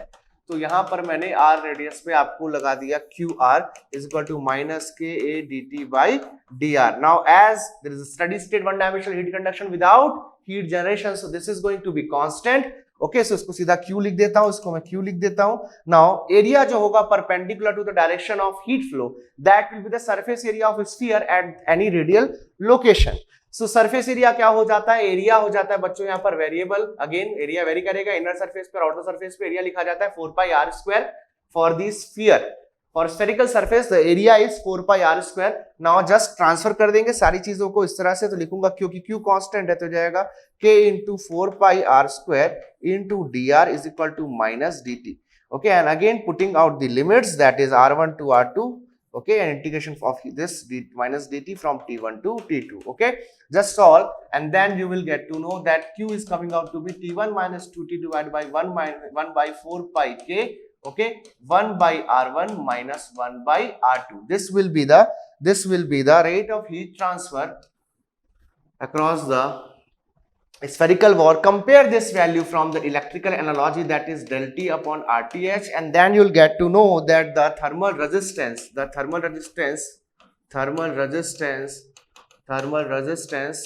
is RTH is equal to what, 1 upon 4 pi k 1 by R1 minus 1 by R2. तो इस तरह से आप लोगों को तीनों के वॉल्स का, प्लेन वॉल्स का, सिलेंड्रिकल वॉल का, स्फेरिकल वॉल का आपको थर्मल रेजिस्टेंस जो है वो मिल गया. ठीक है, and due to this thermal resistance बच्चों आपको दो अलग अलग लेयर्स पे हमेशा टेम्परेचर डिफरेंस दिखाई देगा.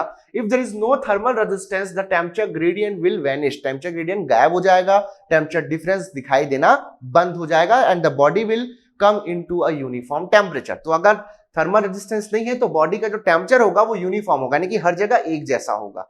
अगर थर्मल रेजिस्टेंस है इसका मतलब है कि डेफिनेटली यहां पर टेम्परेचर ग्रेडियंट, टेम्परेचर डिफरेंस मिलेंगे, नॉन यूनिफॉर्म टेम्परेचर मिलेगा, अलग अलग लोकेशन पे अलग अलग टेम्परेचर मिलेगा। आई बात समझ में?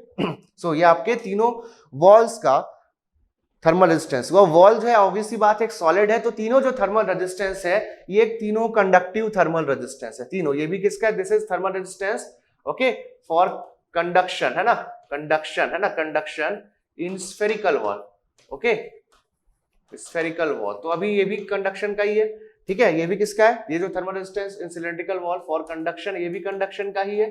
तो सब वॉल जो है सॉलिड्स है, तो कंडक्शन थर्मल रेजिस्टेंस हमने देख लिया।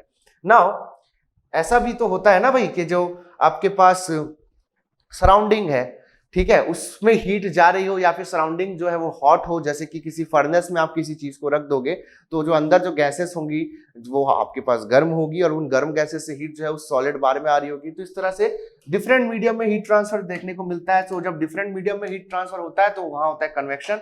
तो यहाँ पर जैसे इस तरह से आपके पास कोई भी सॉलिड है, जैसे फॉर एग्जांपल मैंने एक प्लेन वॉल ड्रॉ कर दिया, तो यहां से इसका जो ये वाला सरफेस है, ये वाला जो सरफेस है, लेट अस से इस सरफेस का टेम्परेचर है Ts, लेट अस से इसका टेम्परेचर है Ts, ठीक है, लेट अस से इसका टेम्परेचर है Ts, ओके, और Ts और सराउंडिंग का टेम्परेचर जो है T इनफाइनाइट है, ठीक है, सराउंडिंग का टेम्परेचर T इनफाइनाइट है, such that Ts is greater than T infinite। इस तरह से है बच्चों कि Ts जो है that is greater than T infinite।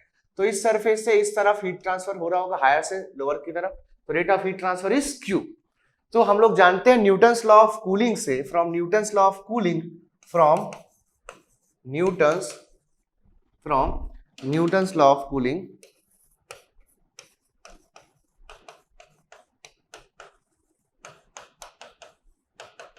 Newton's law of cooling क्या लिखेंगे? न्यूटन्स लॉ ऑफ कूलिंग हम लिखेंगे यहां पर Q is equal to H, H is the average heat transfer coefficient, average heat transfer coefficient, है ना, यूनिट होती है इसकी वॉट पर मीटर स्क्वायर केल्विन या वाट पर मीटर स्क्वायर डिग्री, या फिर जैसा भी आप लिखना चाहो लिख सकते हो, ठीक है। H इंटू ये सरफेस एरिया, इस वाले सरफेस का area A, that is the area perpendicular to the heat transfer, multiplied by the temperature difference that is Ts minus T infinite. ये हो गया यहां से। तो यहां से मैं इसको ऐसा भी लिख सकता हूं Q is equal to Ts minus T infinite divided by 1 by H into A। तो इसको लिख सकते हैं इसको इस तरह से del T बाय RTH के फॉर्म में। तो यहां से मुझे क्या मिल गया? जो कन्वेक्टिव थर्मल रेजिस्टेंस है, कन्वेक्टिव थर्मल रेजिस्टेंस जो है वो मिल गया, ठीक है, कन्वेक्टिव थर्मल रेजिस्टेंस बच्चों मिल गया ना। तो कन्वेक्टिव थर्मल रेजिस्टेंस जो है RTH कन्वेक्शन, उसकी वैल्यू आ रही है 1 बाई HA, ठीक है। अब ऐसा नहीं है कि इसके लिए हमेशा सरफेस को हॉट होना जरूरी है, उल्टा भी हो सकता है। सराउंडिंग का जो टेम्परेचर लेटर से T1 है, इस वाले सरफेस का टेम्परेचर लेटर से T2 है, such that T1 is greater than T2। तो जो सराउंडिंग फ्लूइड है उससे जो हीट है वो सॉलिड सरफेस में आ रही होगी थ्रू कन्वेक्शन, देन उसके बाद सॉलिड में वो कंडक्ट होगी, करेक्ट बात है। तो यहां पर भी लिख सकते हैं इस तरह से Q is equal to T1 minus T2 by 1 upon H into A, okay. तो इस तरह से भी हो सकता है। So this is the convective thermal resistance, ठीक है। तो तीनों केसेस में हम लोगों ने थर्मल रेजिस्टेंस जो है वो देख लिया।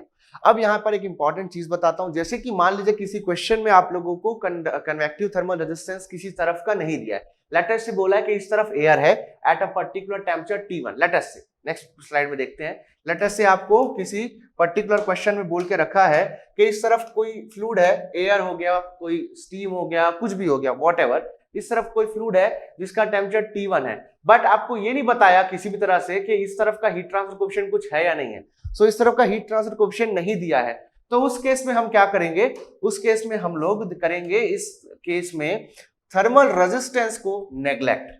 अब मैंने बताया थर्मल रेजिस्टेंस अगर रहता है तो टेम्परेचर डिफरेंस दिखाई देता है।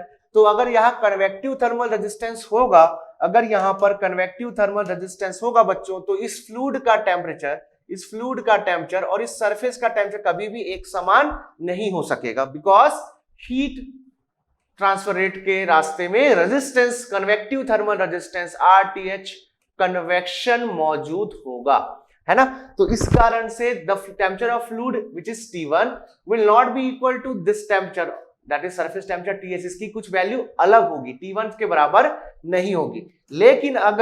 लेकिन अगर मैं यहां से जो कन्वेक्टिव रेजिस्टेंस है फ्लूइड का उसको नेग्लेक्ट कर दूं, लेट अस से इसका फ्लूइड का टेम्परेचर T1 है और यहाँ का हीट ट्रांसफर कोफिशिएंट जो है मैं उसको ये हम लोगों को नहीं दिया है, ना ही निकालने को बोला, ऐसा कोई केस, तो ऐसे केस में फिर आप लोग कभी भी H निकाल तो कह नहीं सकते हो, बहुत डिफिकल्ट है। ठीक है, उसके लिए डेटा वगैरह चाहिए होते, प्रॉपर डेटा चाहिए होता है, यानी कि पूरा कन्वेक्शन जो हम लोग जो पढ़ते हैं नसेल्ट नंबर एक्सेट्रा उसके रिगार्डिंग सारा चीजें चाहिए, तो तब जाके H निकलता है। और कंडक्शन हीट ट्रांसफर में इतना सारा डेटा नहीं देगा जनरली। तो अगर आपको H निकालने को नहीं कहा गया, यानी कि H निकालने के लिए डेटा नहीं दिया गया है पूरा, तो हम लोग उस केस में H को क्या कर लेंगे, नेग्लेक्ट कर दे। H की वैल्यू को मतलब क्या ले लेंगे हम लोग, H की वैल्यू को ले लेंगे इनफाइनाइट, यानी कि कन्वेक्टिव थर्मल रेजिस्टेंस को क्या कर देंगे, नेग्लेक्ट कर देंगे।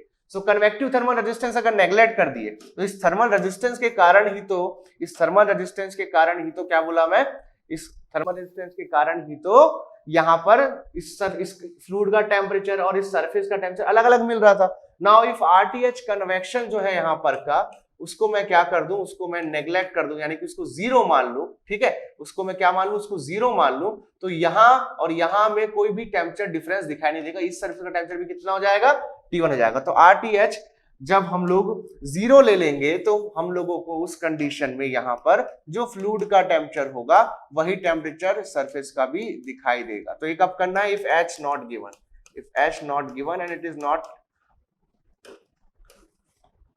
asked in the question that you need to calculate this, if not given, तो अब इसको ले सकते हैं। तो बेसिकली हम यहाँ पर RTH कन्वेक्शन को क्या मान ले, जीरो, या कह ले सकते हैं कि हीट ट्रांसफर कोएफिशिएंट को हम लोग क्या मान ले रहे हैं, इनफाइनाइट। तो जो RTH कन्वेक्शन है that is 1/h into H infinite हुआ, तो ये क्या हो जाएगा, जीरो हो जाएगा। ठीक है, इस तरह से हम लोग प्रोसीड करते हैं हमारे न्यूमेरिकल प्रॉब्लम्स में। So this was about the thermal resistances.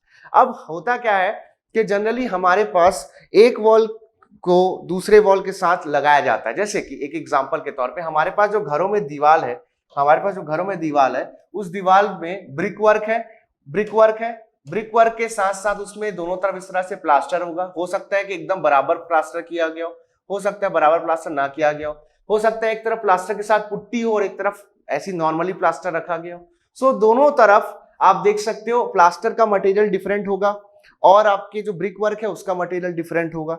Similarly जैसे घर में रेफ्रिजरेटर एक्सेट्रा देखते हो तो उसमें भी अंदर जो मटेरियल है वो अलग है, बाहर जो मटेरियल है वो अलग है और बीच में प्रॉपर इस तरह से इंसुलेटिंग मटेरियल यानी कि पुअर कंडक्टर डाला गया होगा ताकि जो बाहर की गर्मी है वो फ्रिज के अंदर ना घुस पाए। So you will see that हम लोग डिफरेंट प्रॉब्लम्स में हम लोग हीट को उसके साथ जब डील कर रहे होते हैं तो मल्टी लेयर वॉल्स हम लोग यूज करते हैं। तो वॉल्स आपकी सिलेंड्रिकल भी हो सकती है, वॉल आपकी स्फेरिकल भी हो सकती है, वॉल आपकी रेक्टेंगुलर भी हो सकती है, बट मल्टी लेयर वाले हम लोग वॉल्स जो है वो यूज कर रहे होते हैं। ठीक है, ताकि हम लोगों को रिक्वायर्ड थर्मल रेजिस्टेंस मिले और हमारे पास जो हीट लॉस हो रहा है वो कम हो, क्योंकि थर्मल रेजिस्टेंस अगर ज्यादा होगा तो हीट को फ्लो होने में, हीट ट्रांसफर होने में उतनी रुकावटें आएगी, हीट इजीली ट्रांसफर नहीं हो पाएगी।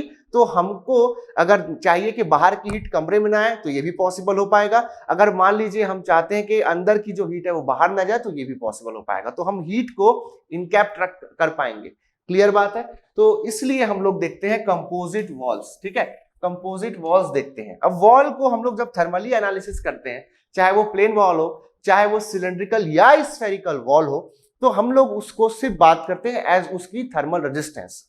We see the wall as a thermal resistance, चाहे वो सिलेंड्रिकल वॉल हो, चाहे वो स्फेरिकल वॉल हो, चाहे वो प्लेन वॉल हो। सो हर वॉल या कोई भी सब्सटेंस को हम एज अ थर्मल रेजिस्टेंस अभी समझ रहे हैं, है ना, कुछ क्योंकि वो कुछ ना कुछ रेजिस्टेंस ऑफर कर रहा है in the direction of heat flow, कुछ ना कुछ वो रेजिस्टेंस ऑफर कर रहा है। तो जो भी सब्सटेंस है, जो भी वॉल है, उसको हम लोग as a thermal resistance as हम लोग ट्रीट कर रहे हैं। नाउ अगर ये थर्मल रेजिस्टेंसेस है तो हम जानते हैं जो रेजिस्टेंस है वो सीरीज में हो सकता है। ओके, तो थर्मल जो रेजिस्टेंसेस है वो सीरीज में हो सकते हैं। कैसे? आपके पास एक कोई वॉल हो गई, उसके बाद फिर दूसरे मटेरियल की वॉल हो गई, इस तरह से, तो ये सीरीज में हो सकते हैं।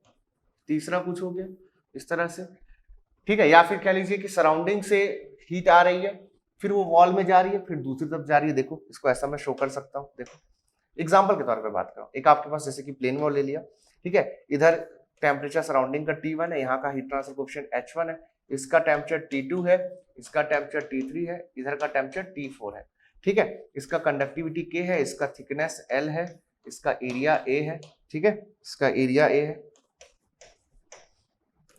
ठीक है। तो इस कंडीशन में इधर का हीट ट्रांसफर कोएफिशिएंट H2 है। तो आप देख सकते हो यहाँ पर H नोन है, इधर भी H नोन है। So between the fluid and this left layer of the wall एक कन्वेक्टिव थर्मल रेजिस्टेंस आएगा।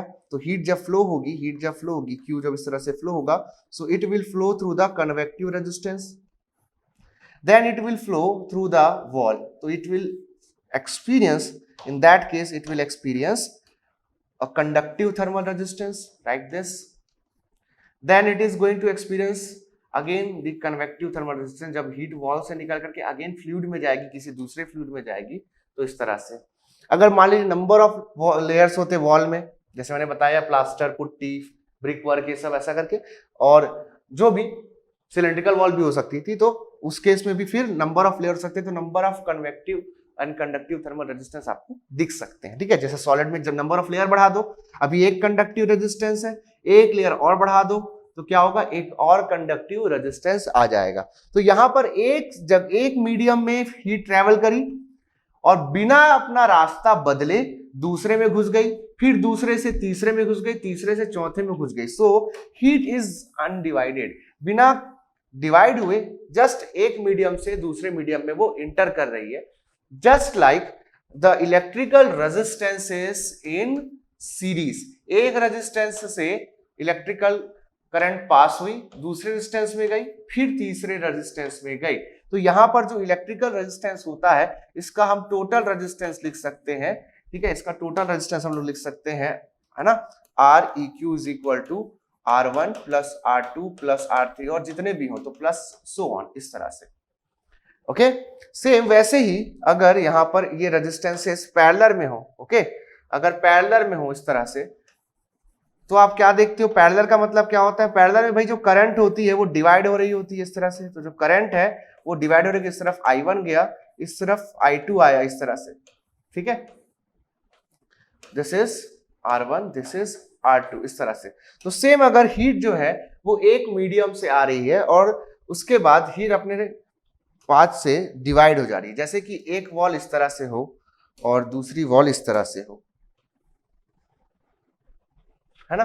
और जनरली ऐसा प्लेन वॉल के केस में होगा। अब हीट जैसे हवा के थ्रू गर्मी जो है, बाहर की गर्मी आ रही है। अब बोलोगे सर ऐसा कैसे दिखाई देगा? देखो बेटा, जैसे कि आपका कमरा है, आपके कमरे की दीवार में देखना, उसमें खिड़कियां होंगी, उसमें दरवाजे होंगे, ठीक है, और वॉल तो है ही उसमें ऑलरेडी।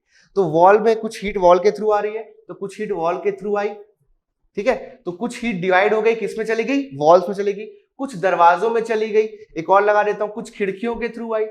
तो खिड़कियों में जो आपने मटेरियल लगाया है, उस जो खिड़कियां है उसका कुछ एक कंडक्टिविटी है, उसका कुछ अपना एक थर्मल रेजिस्टेंस है। जो दरवाजा है उसका अपना एक थर्मल रेजिस्टेंस है, उसका अपना एक थर्मल रेजिस्टेंस है, और जो वॉल है उसका साइज वाइज के हिसाब से उसका भी अपना एक प्रॉपर थर्मल रेजिस्टेंस है। तो तीनों का, वॉल का, डोर का, विंडो का अपना अपना थर्मल रेजिस्टेंस है। तो हवा यानी कि बाहर की जो गर्म हवा है, वहां से जो हीट हम लोगों को मिल रही थी, जो हीट जो मिल रही थी वो तो आ रही थी मस्त सीधे सीधे आ रही थी। अब आज जैसे ही वो आपके इस सेटअप से टकराई, दीवार, दरवाजे, खिड़की, तो फिर वो कुछ यहाँ पर दीवार में, कुछ यहाँ पर खिड़कियों में, कुछ दरवाजों में, इस तरह से वो डिवाइड हो गई, ठीक है। अब इधर आपका रूम है, इधर आपका रूम है बेसिकली, तो फिर ये खिड़की से होकर रूम में ही आ रही है, ये आपके दरवाजे से होकर रूम में ही आ रही है, और ये दीवार से होकर भी रूम में आ रही है, तो वापस फिर से मिल गई। तो इस तरह का जो सेटअप है that is identical to this situation, जहां करंट जो है एक रेजिस्टेंस से और दूसरे रेजिस्टेंस में डिवाइड हो जाता है, आपस ऐसे दो अलग अलग या 2, 3, 4 जैसे भी नंबर ऑफ पार्ट्स में डिवाइड हो जाता है ना। और हमारे लिए हर एक मटेरियल, खिड़की, दरवाजा, हमारे लिए सारी चीजें क्या है, ये एक थर्मल रेजिस्टेंस है। तो इन थर्मल रेजिस्टेंसेस में ये जो हीट है वो डिवाइड हो जा रही है, तो और उसके बाद मिल भी जा रही है इस तरफ, है ना।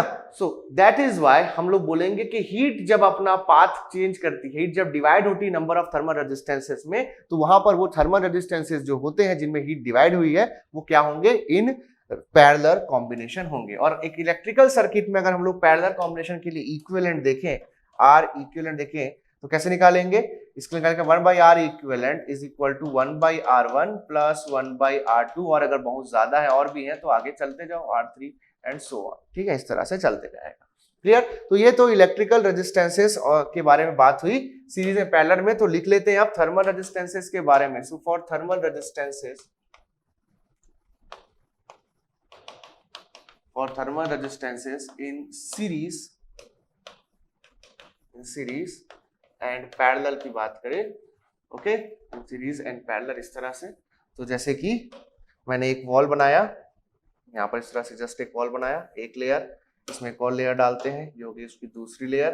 ठीक है, ओके, ये हो गया आपके पास। तो ये यहाँ पर क्या ऑफर करेगा, बस ये याद रखना, वॉल की बात कर रहे हैं। मैंने ड्रॉ तो रेक्टेंगल किया है, बट हम बात करें बस एक वॉल की, बस एक वॉल की बात कर रहे हैं। तो wall cylindrical, spherical, plane wall, कुछ भी हो, फर्क नहीं पड़ेगा, बस logic will be the same, the logic will be the same, just जो आरटीएच का फॉर्मूला है वो अलग अलग यूज करना होगा। जैसे कि यहां पर आप देख रहे हो कि जितनी हीट आ रही है, क्यू हीट, इतनी ही यहां से T1 टेम्परेचर वाले फ्लूइड से, है ना, ट्रेवल होते हुए इस वाले सरफेस पर आई बच्चों, इसका टेम्परेचर क्या है, इस सरफेस का टेम्परेचर क्या है, T2 है।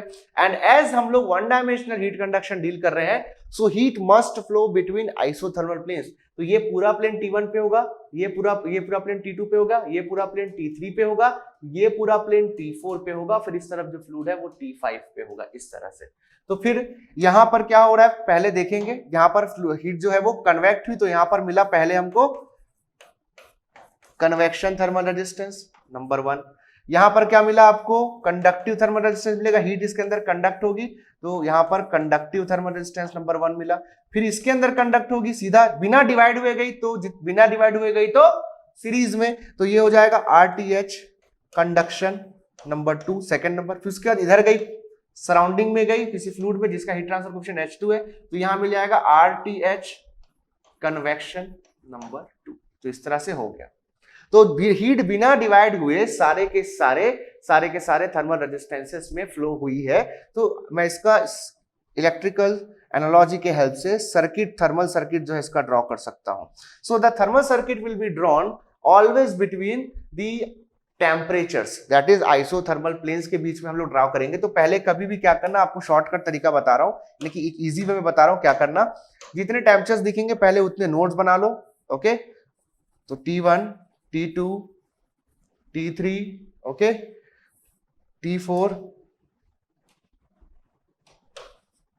T1, T2, T3, T4, फिर कितना है, T5 है। ओके, सो ये जो है दीज आर दी नोड्स, ठीक है, ये सारे नोड्स हैं।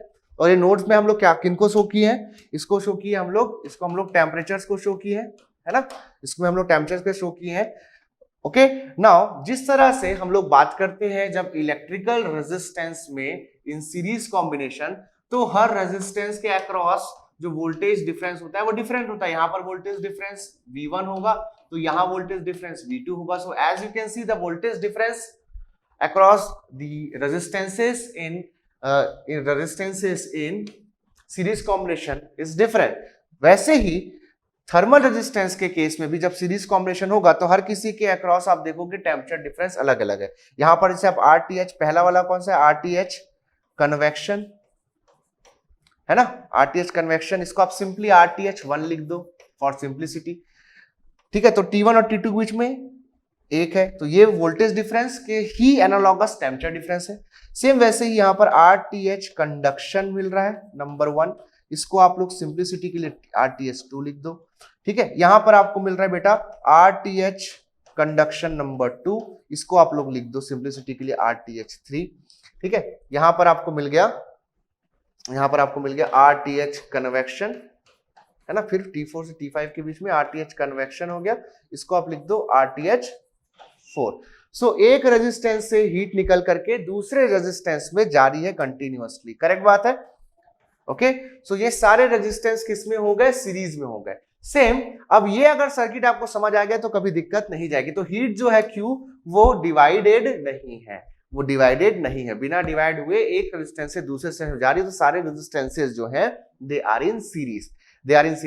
अब इस जगह पर प्लेन वॉल की जगह कोई दूसरी वॉल भी हो सकती है, तो इन सीरीज कॉम्बिनेशन यहां पर एक प्लेन वॉल की जगह एक सिलेंड्रिकल वॉल भी हो सकती थी, एक स्फेरिकल वॉल भी हो सकती थी, एक, है ना, इस तरह से सारे आपके कॉम्बिनेशंस पॉसिबल जो होते हैं वो सारे हो सकते हैं यहाँ पर, ठीक है। तो cylindrical, spherical, plane wall, whatever जो भी वॉल है यहाँ पर हो सकती थी। आपका सर्किट चेंज नहीं होगा। अगर आप इसको हटा करके एक सिलेंड्रिकल वॉल लगा दोगे तो जो कंडक्टिव थर्मल रेजिस्टेंस का फॉर्मूला है वो चेंज हो जाएगा।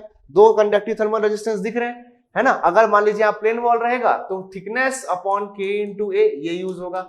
अगर, है ना, ये प्लेन वॉल के लिए मिलेगा। अगर आप लोगों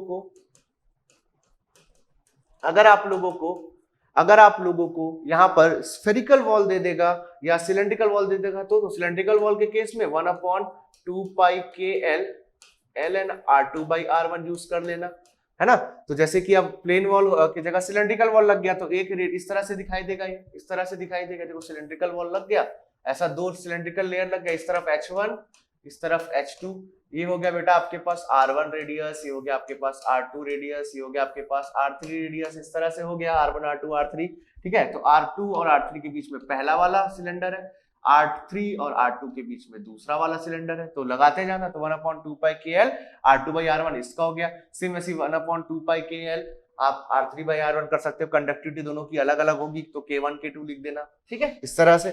सेम वैसे ही स्फेरिकल वॉल के केस में क्या फॉर्मूला यूज कर लेंगे, 1/4 पाई के 1/R1 माइनस 1/R2, बेटा ये वाला फॉर्मूला यूज कर लेंगे। तो अगर हमारे पास प्लेन वॉल के अलावा कोई भी दूसरे वॉल्स दे दिए, दूसरे शेप के वॉल्स दे दिए, तो कुछ नहीं करना है, जस्ट कंडक्टिव थर्मल रेजिस्टेंस का फॉर्मूला चेंज हो जाएगा और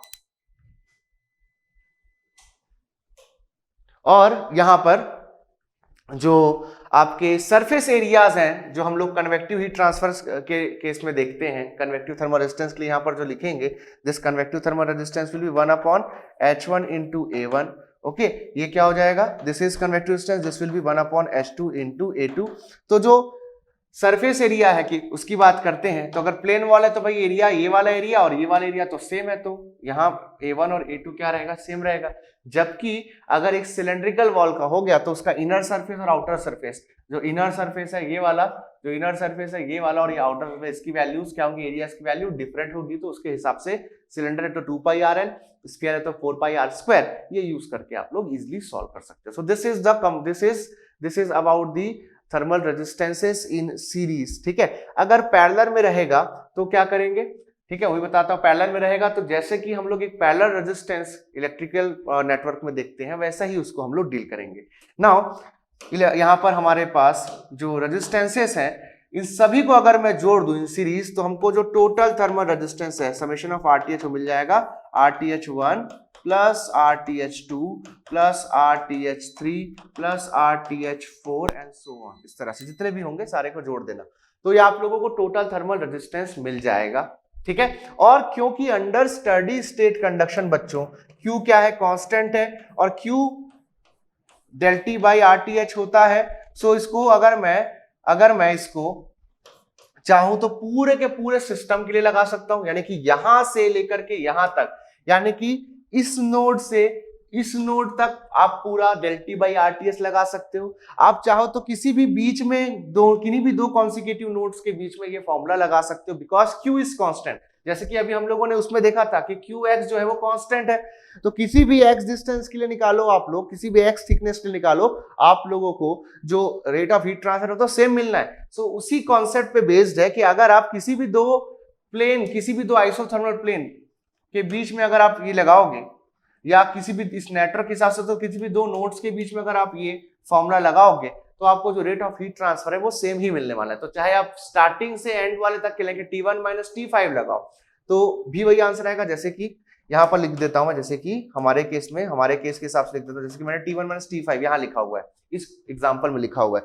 तो T1 से T5 के बीच में जब लगाऊंगा तो बस इस चीज का ध्यान रखना है कि जिस नोड्स के बीच में मैं इस इक्वेशन को बेटा अप्लाई कर रहा हूं उस नोड के बीच में मौजूद थर्मल रेजिस्टेंस नीचे मुझे पुट करना होगा। जैसे मैं T1 माइनस T5 कर रहा हूं, तो यहां पर T1 से T5 के बीच में कितने रेजिस्टेंस आ गए, 1 2 3 4, चारों रेजिस्टेंस आ गए। तो सीधा लिख देता हूं समेशन ऑफ RTH ऐसा।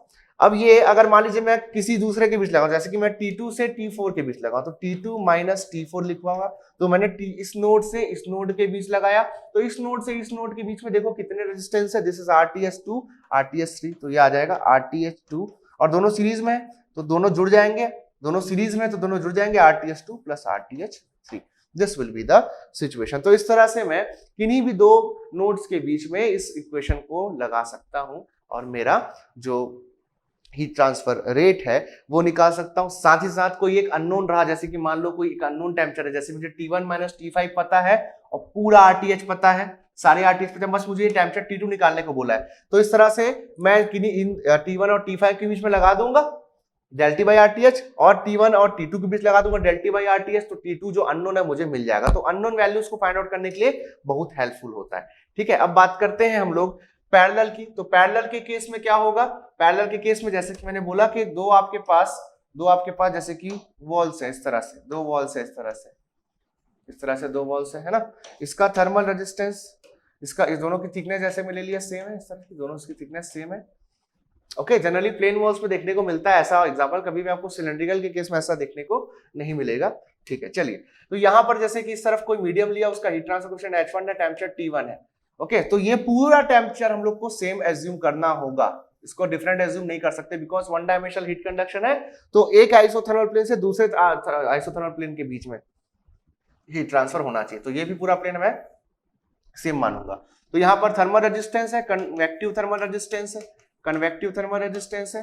तो यहाँ पर हो जाएगा, ये टेम्परेचर T1 है तो ये T2 होगा, ये T3 होगा, और सराउंडिंग का टेम्परेचर T4 होगा। ठीक है, इस तरह से। ओके, नाउ यहां से आप इसका सर्किट देखोगे, देखो तो मैंने क्या बोला, सिर्फ नोड्स यानी कि टेम्परेचर्स ड्रॉ करो, T1 T2। अब हीट जो बेटा यहां से आ रही है Q, ये आपकी इस येलो वाली वॉल में और ब्लू वाली वॉल में डिवाइड हो जा रही है, तो हीट डिवाइड हो गई, तो हीट इस तरह से डिवाइड हो गई, तो ये और ये बेटा किस में आ गए, ये आ गए दोनों पैरेलल में, इस तरह से पैरेलल में आ गए। ठीक है, इस तरह से पैरेलल में आ गए। उसके बाद फिर यहां पर वापस जाकर के फिर मिल गई। ओके, सो T3 से फिर T4 के बाद फिर सिंगल हीट जारी है एक साथ, इस तरह से, लाइक दिस। तो जो आपने स्कूल में पढ़ा होगा इलेक्ट्रिकल सर्किट्स वगैरह में, वैसा ही यहां पर करना है। सो दिस इज RTH1 जो कि कन्वेक्टिव थर्मल रेजिस्टेंस है। ओके, यहाँ भी RTH कन्वेक्शन हो रहा है, RTH कन्वेक्शन मिलेगा यहाँ पर आपको, यहाँ कंडक्शन, यहाँ conduction. So this is RTH2, this is RTH3। RTH1 जो है कन्वेक्टिव थर्मल रेजिस्टेंस है, 2 और 3 जो है वो कंडक्टिव है, और RTH4 आपका अगेन कन्वेक्टिव थर्मल रेजिस्टेंस है। 1/HA 1/HA ये होगा। ठीक है, इस तरफ का एरिया मान लो A1 है कुछ, इस तरफ का एरिया A2 है। अगर प्लेन वॉल रहा तो A1 इक्वल टू A2 हो जाएगा, सिलेंड्रिकल या स्फेरिकल रहा तो A1 और A2 डिफरेंट होंगे। ठीक है, फॉर्मूला आपको पता होना चाहिए सरफेस एरिया का। नाउ मैं क्या करता हूं, थोड़ा सा चीजों को अलग अलग रखने के लिए जो थर्मल रेजिस्टेंस की बात करता हूं मैं सीरीज में, तो टोटल थर्मल रेजिस्टेंस या इक्विवेलेंट थर्मल रेजिस्टेंस निकालने के लिए मैं समेशन ऑफ RTH लिखता हूं, ठीक है, that is a representation, summation यानी कि सबको जोड़ ही दिया गया है, तो जो इक्विवेलेंट थर्मल रेजिस्टेंस है उसको बेटा मैं हमेशा रिप्रेजेंट करता हूं एज समेशन ऑफ RTH, जबकि पैरेलल के लिए मैं हमेशा REQ यूज करूंगा। तो कभी भी पैरेलल जब आपको कहीं भी दिखेगा किसी भी सर्किट में, तो उस कंडीशन में पहले पैरेलल को ही सॉल्व करना। तो इसका जो REQ हो जाएगा बच्चों, वो हो जाएगा 1/RTH2 प्लस 1/RTH3। तो कभी भी पैरेलल वाले को पहले सॉल्व करो, उसका इक्विवेलेंट रेजिस्टेंस निकाल लो, उसके बाद फिर इसको रिड्यूस कर लोगे ऐसे नेक्स्ट फॉर्मेट में।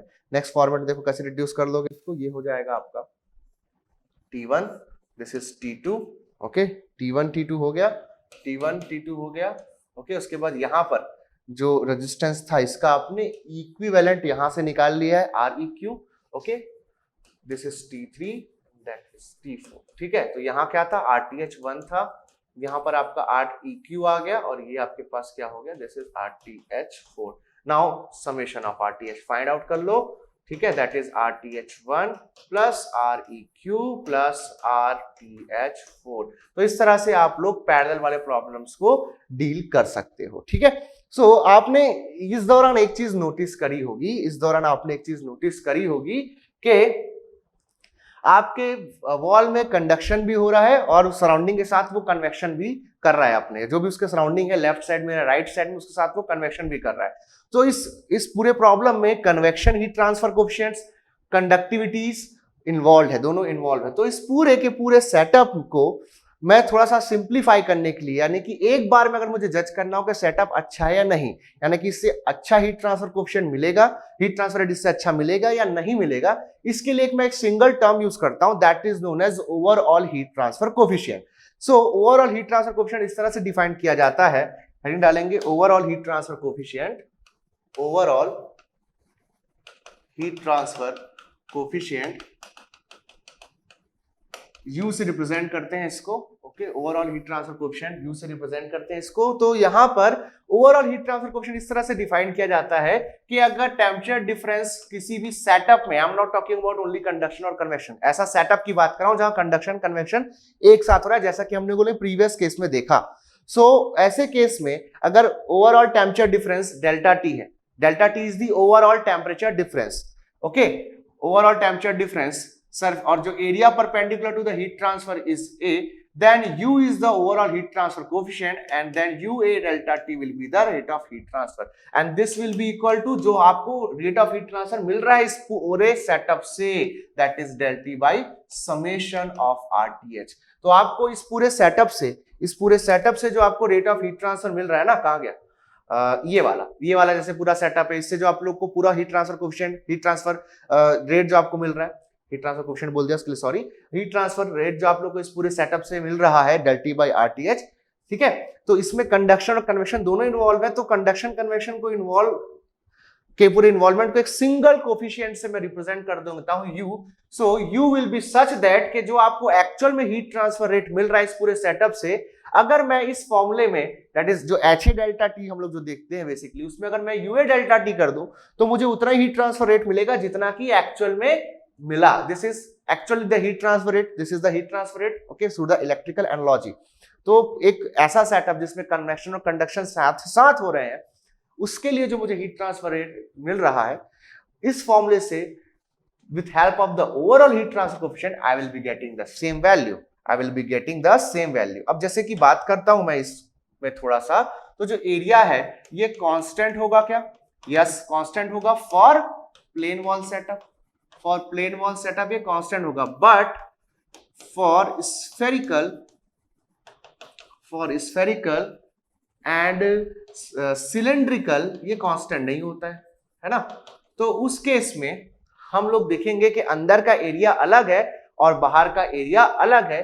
सो for spherical and cylindrical wall, बच्चों इसको ऐसा लिख सकते हैं हम लोग, Q is equal to UI into AI आपका इनर सरफेस एरिया है, इंटू डेल्टा जो कि ओवरऑल टेंपरेचर डिफरेंस है, is equal to UO into AO into delta T overall temperature difference है, AO आपका सरफेस एरिया है, आउटसाइड सरफेस एरिया। अब ये UI क्या है, this is overall heat transfer coefficient, this is overall, okay, heat transfer coefficient based on inside area। तो ये based on inside area, based on outside area आपको देखने को मिलेगा जब आपके एरिया में डिफरेंस होगा, यानी कि इनर एरिया अलग है, आउटर एरिया अलग है, जो कि सिलेंड्रिकल और स्फेरिकल वॉल में बिल्कुल होना है, उसमें कभी भी इनर सरफेस और आउटर सरफेस एक समान नहीं हो सकते, ठीक है, ओके। नाउ ऐसा कर सकते हैं हम लोग, मैं बताऊंगा उस चीज को भी। और यहां पर क्या है, this is overall heat transfer coefficient, overall heat transfer coefficient, okay, coefficient based on outside area, based on outside area आप लोग का ओवरऑल हीट ट्रांसफर कोएफिशिएंट है, ठीक है। And this will be equal to the overall temperature difference delta T by RTH, okay, so just remember delta T जो है वो overall temperature difference है ना, मतलब किसी बीच का नहीं निकालना है, पूरा स्टार्टिंग टू एंड, जहां से स्टार्ट कर रहे हो आउटर एटमॉस्फेयर है ना, जो एटमॉस्फेयर से लेफ्ट साइड और राइट साइड पूरा आप लोग को एक छोर से दूसरे छोर तक जाना है, बीच का इंटरमीडिएट हम लोग नहीं लगाएंगे यहाँ पर, इससे गलत हो जाएगा, ठीक है। हमको सारा का सारा कंसिडर करना है ना, हम लोगों को एक सिंगल कोफिशिएंट चाहिए, इंस्टेड ऑफ जो नंबर ऑफ आपको K1 K2 H1 H2 मिल रहे हैं उसको सभी को रिप्लेस करना है आपको एक कोफिशिएंट से, that is overall heat transfer coefficient. ठीक है। तो ओवरऑल हीट ट्रांसफर कोएफिशिएंट इस पूरे सेटअप के लिए आप लोग को एक वैल्यू देगा। तो इससे क्या हमको मदद होती है, इस सर दर्द को पालने का क्या मतलब है, अगर हम लोगों के पास ओवरऑल हीट ट्रांसफर कोएफिशिएंट बच्चों ज्यादा है तो साफ साफ दिख रहा है कि क्यू भी ज्यादा होगा। तो हम लोग अगर किसी सेटअप के लिए एक सिंगल वैल्यू किसी अपने कस्टमर को बता पाए, ठीक है, तो उसके लिए बहुत आसान होगा समझना। तो अगर मैं उसको सीधा बता दूं कि overall heat transfer coefficient sir इस सिस्टम का ज्यादा है, तो वो सीधा सीधा समझ जाएगा कि यहाँ पर रेट ऑफ हीट ट्रांसफर उसको अच्छा मिलने वाला है, और दूसरे में अगर कम है तो वहां उसको कम मिलने वाला है। तो उसको अगर मैं अलग बता, इसका K1 इतना है, इसका K2 इतना है, इसका H1 इतना है, इसका H2 इतना है, उसका दिमाग खराब हो जाएगा और वो समझ भी नहीं पाएगा कि ओवरऑल ये अच्छा है या नहीं है। लेकिन अगर उसको मैं सीधा बता दूं कि overall heat transfer coefficient sir इसका ज्यादा है, तो वो सीधा समझ जाएगा कि ये बहुत अच्छा हीट ट्रांसफर देने वाला है। तो सिस्टम्स को अच्छे से उसकी जो एफिशिएंसी है वो अच्छी एफिशिएंटली हीट ट्रांसफर देता है, ज्यादा हीट ट्रांसफर देता है या कम हीट ट्रांसफर देता है, इस चीज को सिंप्लीफाई करने के लिए overall heat transfer coefficient use किया जाता है, जो कि पूरे सेटअप के लिए हीट ट्रांसफर कोएफिशिएंट्स की सिंगल वैल्यू देता है। Okay, so this will be equal to delta T by R T. तो यहां से इस इक्वेशन को सॉल्व करके आप लोग कभी भी ओवरऑल हीट ट्रांसफर कोएफिशिएंट निकाल सकते हो। ठीक है, ओवरऑल हीट ट्रांसफर कोएफिशिएंट कभी भी इस इक्वेशन को सॉल्व करके आप निकाल सकते हो। नाउ जैसे कि मैं बात करूं एक थिन वॉल ओके पाइप की बात करूं, थिन वॉल पाइप की बात करूं, जैसे कि थिन वॉल पाइप की बात करूं और स्फीयर की बात करूं, ठीक है, स्फीयर की बात करूं, तो देखो क्या होगा। जैसे कि मैं आपको सिलेंडर से समझाता हूं, ठीक है, पाइप यानी कि सिलेंडर, ठीक है। तो यहां पर ये इसकी कंडक्टिविटी K है, इस तरफ हीट ट्रांसफर कोएफिशिएंट H1 है, इस तरफ हीट ट्रांसफर कोएफिशिएंट H2 है, ठीक है। ये आप सेम यही चीज स्फीयर में भी होगी, तो अलग अलग मैं नहीं बताऊंगा, एक बार बताऊंगा बस। तो यहाँ इनर रेडियस R1, इधर आउटर रेडियस R2, इसकी जो थिकनेस है वो T है, तो R2 जो है that is R1 plus T, correct बात है। अब थिकनेस जो है बहुत कम है, थिन है, सो T जो है दैट इज वेरी स्मॉल, ऐसा बोल सकता हूं, ठीक है। T जो है बहुत स्मॉल है, तो R1 जो है that is almost equal to R2, that is almost equal to R2। अच्छा, इधर H1 बोल दिया, इधर H2 बोल दिया, लिख देते हैं। इधर टेंपरेचर लेटर से T1 है, या T2 हो गया, ये T3 हो गया, ये T4 हो गया, तो क्या लिख सकता हूं मैं, Q इज इक्वल लिख सकता हूं del T by summation of RTH लिख सकता हूं, ठीक है। तो यहां से देखो लिखूंगा मैं T1 minus T4 divided by, है ना, इस तरफ का thermal resistance, convective thermal resistance 1 by H1 into A1, 1 by H1 into A1 plus यहां का, अब यहां से कंडक्शन होगा तो ये हो जाएगा बेटा 1 by 2 pi KL ln R2 by R1 plus फिर इधर कन्वेक्शन होगा तो convection thermal resistance 1 by H2 into A2, 1 by H2 into A2, इस तरह से। This is your RTH1, RTH2, RTH3। Comment करके बताना सभी सीरीज में है ना, कमेंट करके बताना समझ आया कि नहीं। अब देखो मैंने क्या बोला है, पाइप या स्फीयर जो कि पतले हैं, जिनकी वॉल जो है पतली है, थिन वॉल्ड है, तो उस कंडीशन में आउटर रेडियस इनर रेडियस बराबर हो गया, है ना। अगर सेम यही चीज अगर मान लो स्फीयर में हो जाए ना, फॉर स्फेरिकल, ये सिलेंड्रिकल वॉल के लिए लिखा मैंने, this is cylindrical wall, okay, this is cylindrical wall. For spherical wall बेटा अगर मैं लिखूं, फॉर स्फेरिकल वॉल अगर मैं यहां से लिखूं तो मैं देख पाऊंगा Q इज इक्वल टू, ठीक है, T1 minus T4, okay, divide by 1 by H1 into A1, this is your convective thermal resistance inside का, ठीक है। फिर वॉल में होगा, वॉल अब स्फेरिकल है तो स्फेरिकल वॉल के लिए लिखूंगा 1/4 pi K 1 by R1 minus 1 by R2, okay, plus what, plus 1 by H2 into A2, है ना, which is the thermal resistance, convective thermal resistance of outside. Okay, now if R1 is equal to R2, तो notice कर सकते हो, देखो आप thin walls के लिए अगर R1 इक्वल टू R2 है, so this will be almost equal to 1। Natural log of 1 जो होता है वो 0 होता है, तो जो थर्मल रेजिस्टेंस है of the cylindrical wall negligible हो जाएगा। सेम वैसे ही R1 और इक्वल टू R2 है, तो ये दोनों को माइनस करने पे क्या आ जाएगा, 0 आ जाएगा, तो जो कंडक्टिव थर्मल रेजिस्टेंस होगा वो 0 हो जाएगा। तो यहां से मैं बोल सकता हूं if R1 is almost equal to R2, the thermal